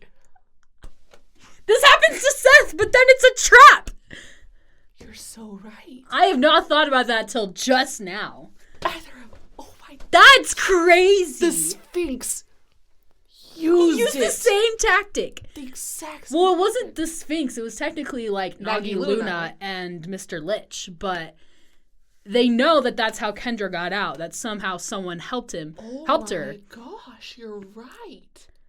That's crazy. That's insane. Okay, so what just popped into my head while we were sitting here is I was thinking about how with Kendra, you know, someone put something out there to help her escape the society. The same thing happens to Seth in the 5th book. He's captured. When he's captured and in prison on the Living Mirage Preserve, someone gives him the translocator And the Sands of Sanctity. And he uses the translocator to get out. And then he takes the Sands of Sanctity and goes and heals Growlithe and that whole thing. But it was all a trap. And Growlithe, of course, monologues as any good villain does. Yeah. And he explains that, like, unlike in Kendra's situation where it was somebody genuinely triple crossing it was for spoiler, we might as well. Grandma Larson. Oh, yeah. Triple crossing the society and sneaking Kendra the knapsack in a way to get out. Oh my gosh, this is huge! That's I awesome! can't even believe, like, the same thing happened to Seth, but it was actually like a trap. Set up by two demons, Nagi Luna and Growlithe. And Growlithe, yeah. Setting Seth up to escape with the two artifacts, knowing that this boy is so good and honorable that he will honor the promise that he made to Growlithe, that if he found the Sands of Sanctity, he would return and heal Growlithe. Yeah, I mean, so that he could, they know. yeah, so that he could pass away peacefully, go peacefully into that dark If you read night. the 5th book, you know all this. Yeah, but, you know this, but still. but that's an interesting, like, what's the word? Mirror? Or, Yeah. like, and I wonder, parallel. That's the word I'm looking Yes. for. Parallel. I wonder if Did he mean to do that? I don't know, but I like it. Because it's like the same thing. Like someone mysteriously, with a anonymously note, being like, I'm like, because I think in the 5th book, hold on, do I have the 5th book? The 5th book, the note says, Where it's like, basically like, I'm a traitor, or like, I am the last spy. I'm the last spy. I Your managed to get away grandparents- with these things. Everyone else has been captured. There was like a rescue attempt that failed. Everyone else has been captured. Get out. You know? The same tactic. Brilliant. And Mr. Lich would know because he was there. Oh my gosh, it's true! Because it's Mr. Lich that Mr. does Lich it. who Because plants Mr. it. Lich sides with Nagi Luna. instead of the Sphinx. He betrays the Sphinx. Yeah. So, dang, the Sphinx. So I think this is meant to be the same parallel. I think it is. I think probably Mr. Lich was like, if we want to get Seth the Sands of Sanctity and get him out of here, this is what we should do. Yeah. Because he'd probably, like, he would know undoubtedly Kendra told got the out. story. Yeah, exactly. And so, like, he would know that there's a possibility of spies being within. Uh-huh. Oh my gosh. It's crazy, crazy, crazy. That is crazy. Oh my gosh, I love that. Huh. Because it was already, like, unbelievable when that happened, but he knew it was the translocator because he'd used it before. And then he tests it out. But it's just like that thing of him knowing what happened to Kendra and then believing that it could happen for him, too. Such an interesting parallel. Oh my gosh. Well, that was fun. That was fun.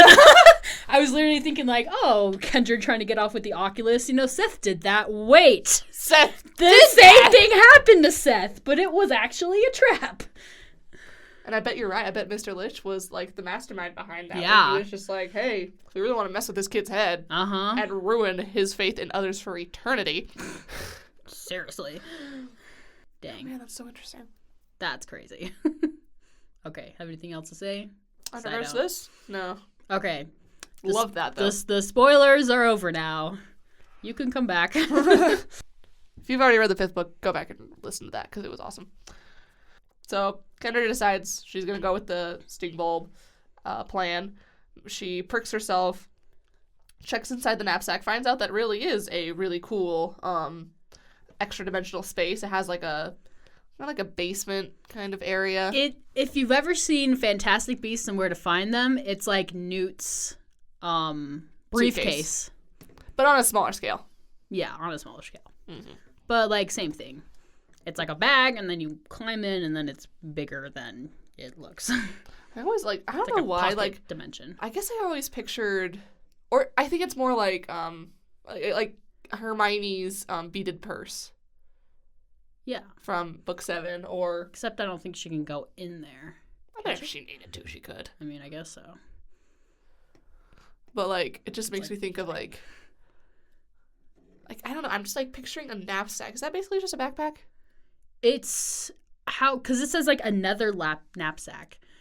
I just thought it was really funny. Like, you're not British. Brandon, you're not British. Why are you saying knapsack? Have you seen The Chosen?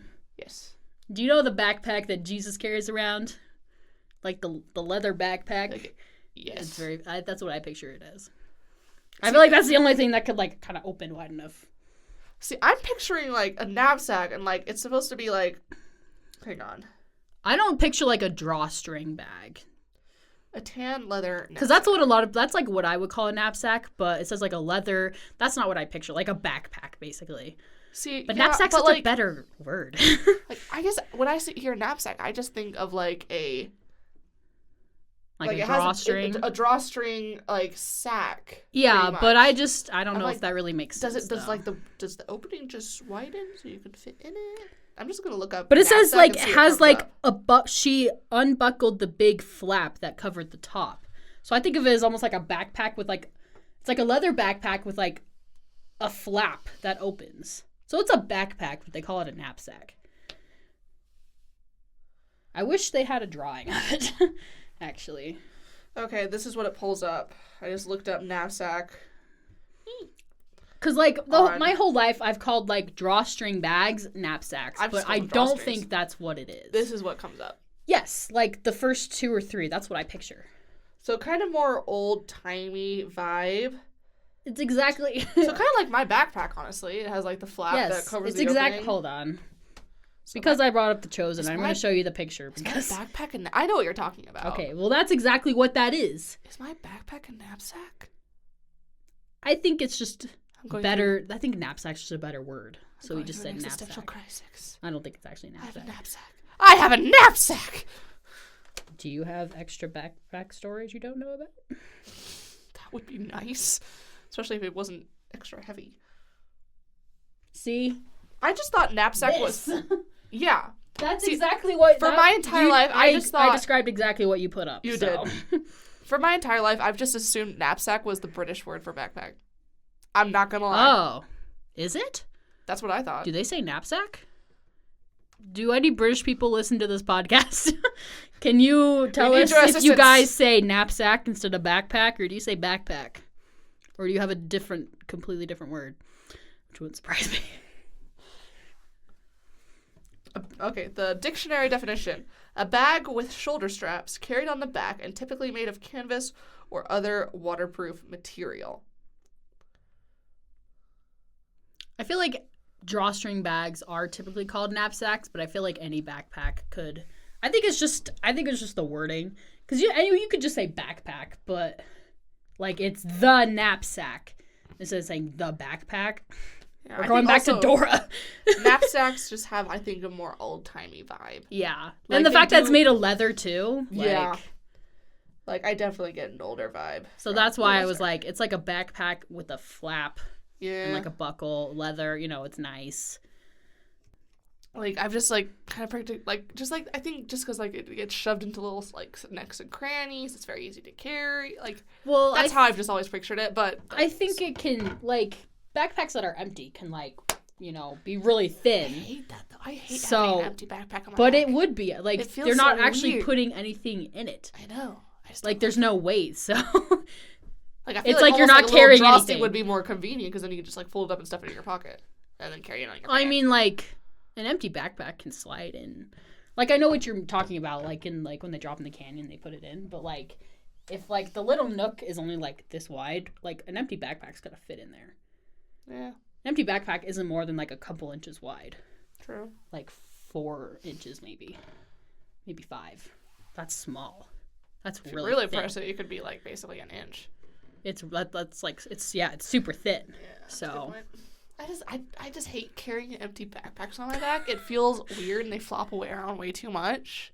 So I needed to have. Well, if you have weight. an empty backpack, then you don't need a backpack.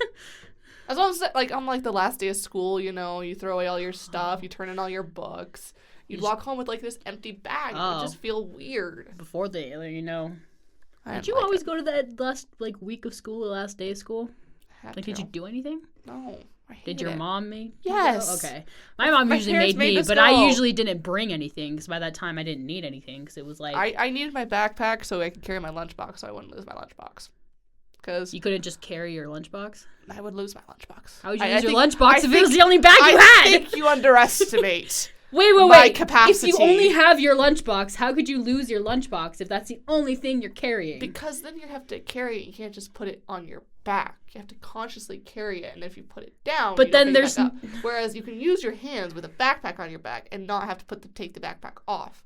And also the backpack's just bigger, flashier. You notice it more. I don't know. It made sense at the time. I'm not gonna try and unpack your childhood brain. I don't think I should try either. This isn't therapy. I am not licensed. Alright, so she makes the sting bulb, and then she's like, wait, if I have this get out of jail free card, maybe I can help out Cody and Hayden. Mm-hmm. And so, which is really nice of her, actually. Yeah. I love that. And like they tried to help her out as much as they could while she was there, and so she's like, I'm going to try and do this for them. Mm-hmm. So she goes and visits Cody and Hayden. She visits Hayden first, I think. Whoever's the one in the wheelchair. I think it's Hayden. It's Hayden, yeah. Yeah. And she's trying not to give too many details, but she basically says, like, I have a sure way out of here. Do you want to come with me? And now or never. Yeah, now or never. And he thinks about it when he's like, is Cody going with you? And she's like, oh, I haven't asked him yet. And he's like, he kind of thinks about it. He's like, no. So he says no. And he's like, I don't want to, like, slow you down or anything. She's like, oh, you won't slow me down. But he just kind of says, like, no, like, I'm okay. It's kind of sad. Mm-hmm. Like, the man's basically just, like, I think accepted that, like. Yeah.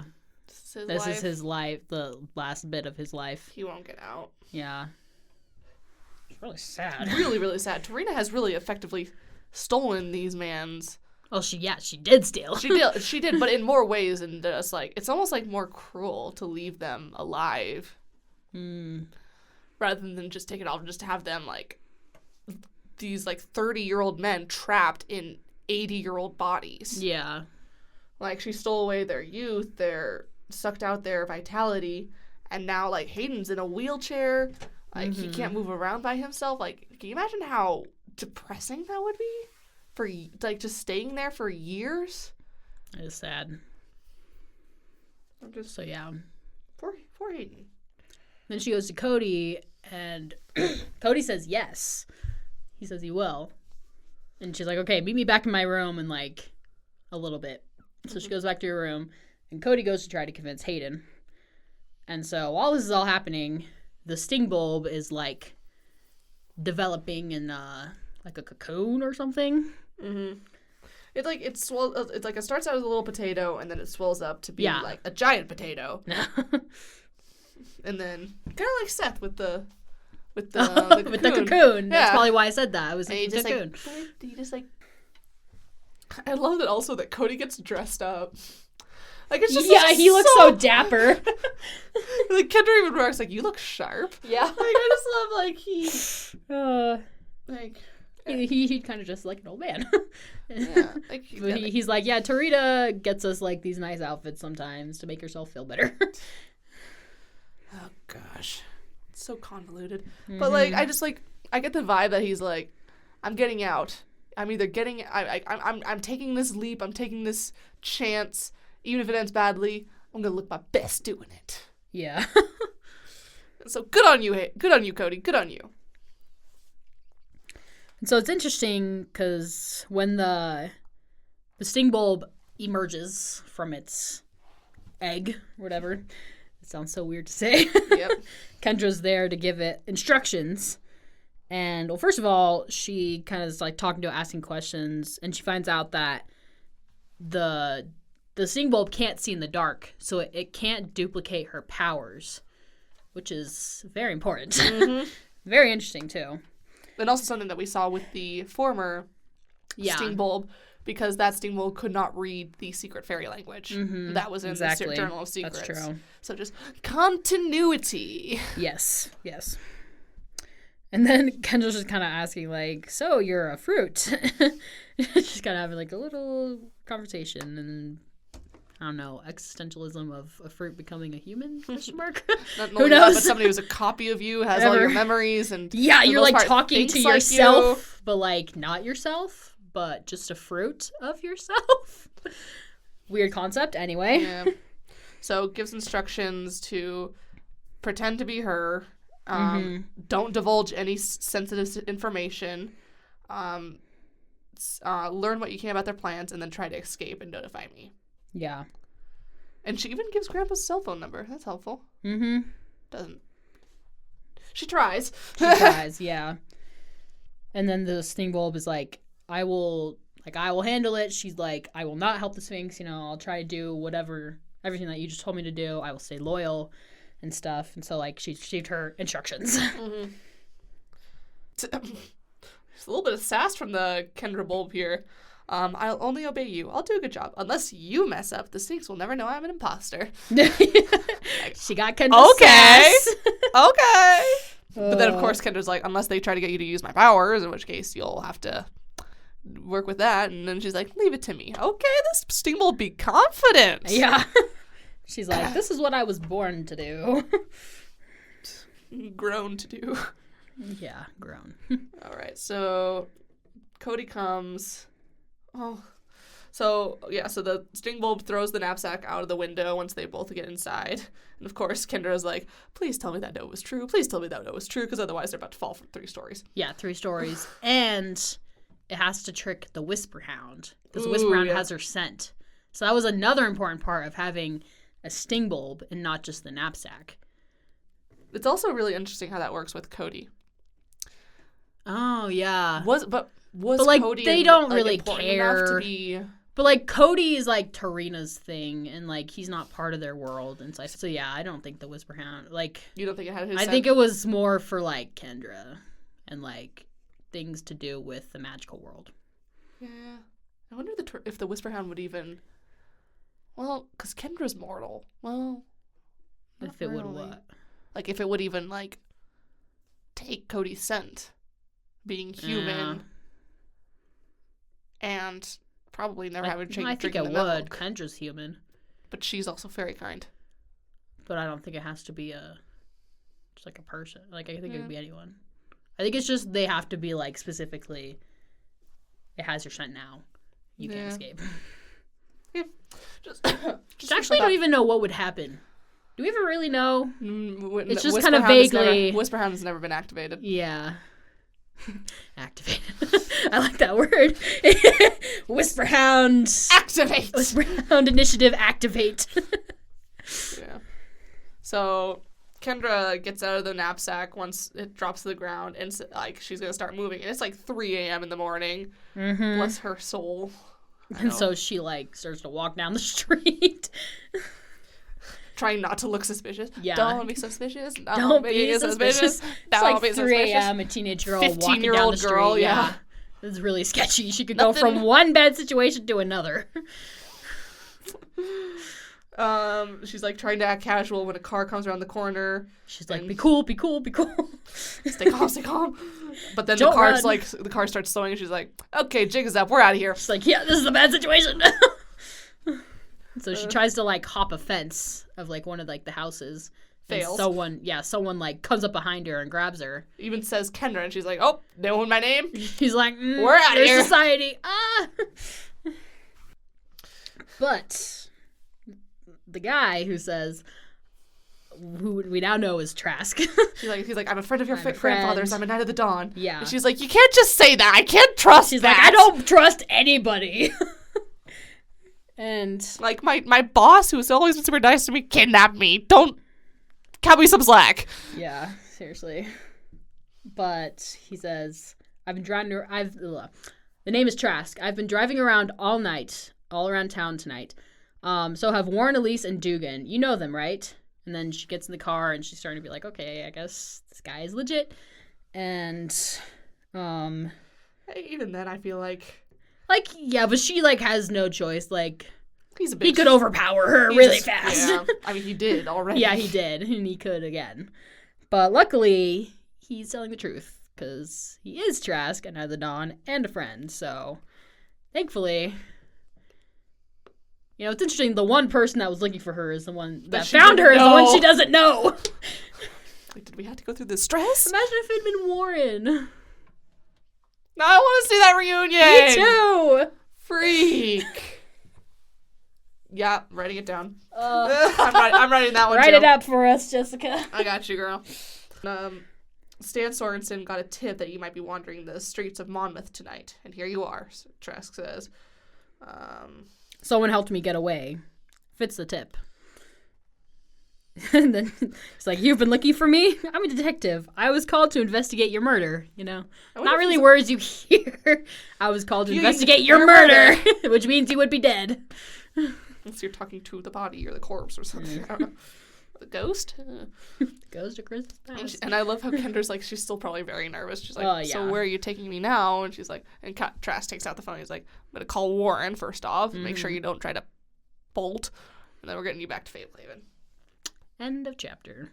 So yeah, that's the end of the chapters. We went from everyone thinking Kendra was dead to knowing that she's alive and that sting bulbs are a thing and then getting her back. Yeah, so a lot just happened. Great emotional roller coaster. This is like, actually maybe like the next chapter, and that's like the end of like the first chunk of like the book. Yeah, I'd say we kind of end like the end of chapter. Yeah. And then we're kind of going into transitioning to like the next chunk of the book. How many chapters are there in this thing? 28? 20 something, yeah. So yeah, we're about a third. I'll say third. Yeah. Also, this is like, we've resolved the problems from like the beginning of the book. And then we find out in the next chapter will lead into the rest of it. Yeah. Well, guys, thank you so much for tuning in. We hope you enjoyed this episode of Knights of the Dawn podcast. Just a reminder, if you have any questions, comments, ideas, please comment below or send us an email at our email, knightsofthedawnpodcast@gmail.com. Yep, we hope you guys have a great day. And till next time, I'm Jessica. I'm Megan. Have a good one. See ya.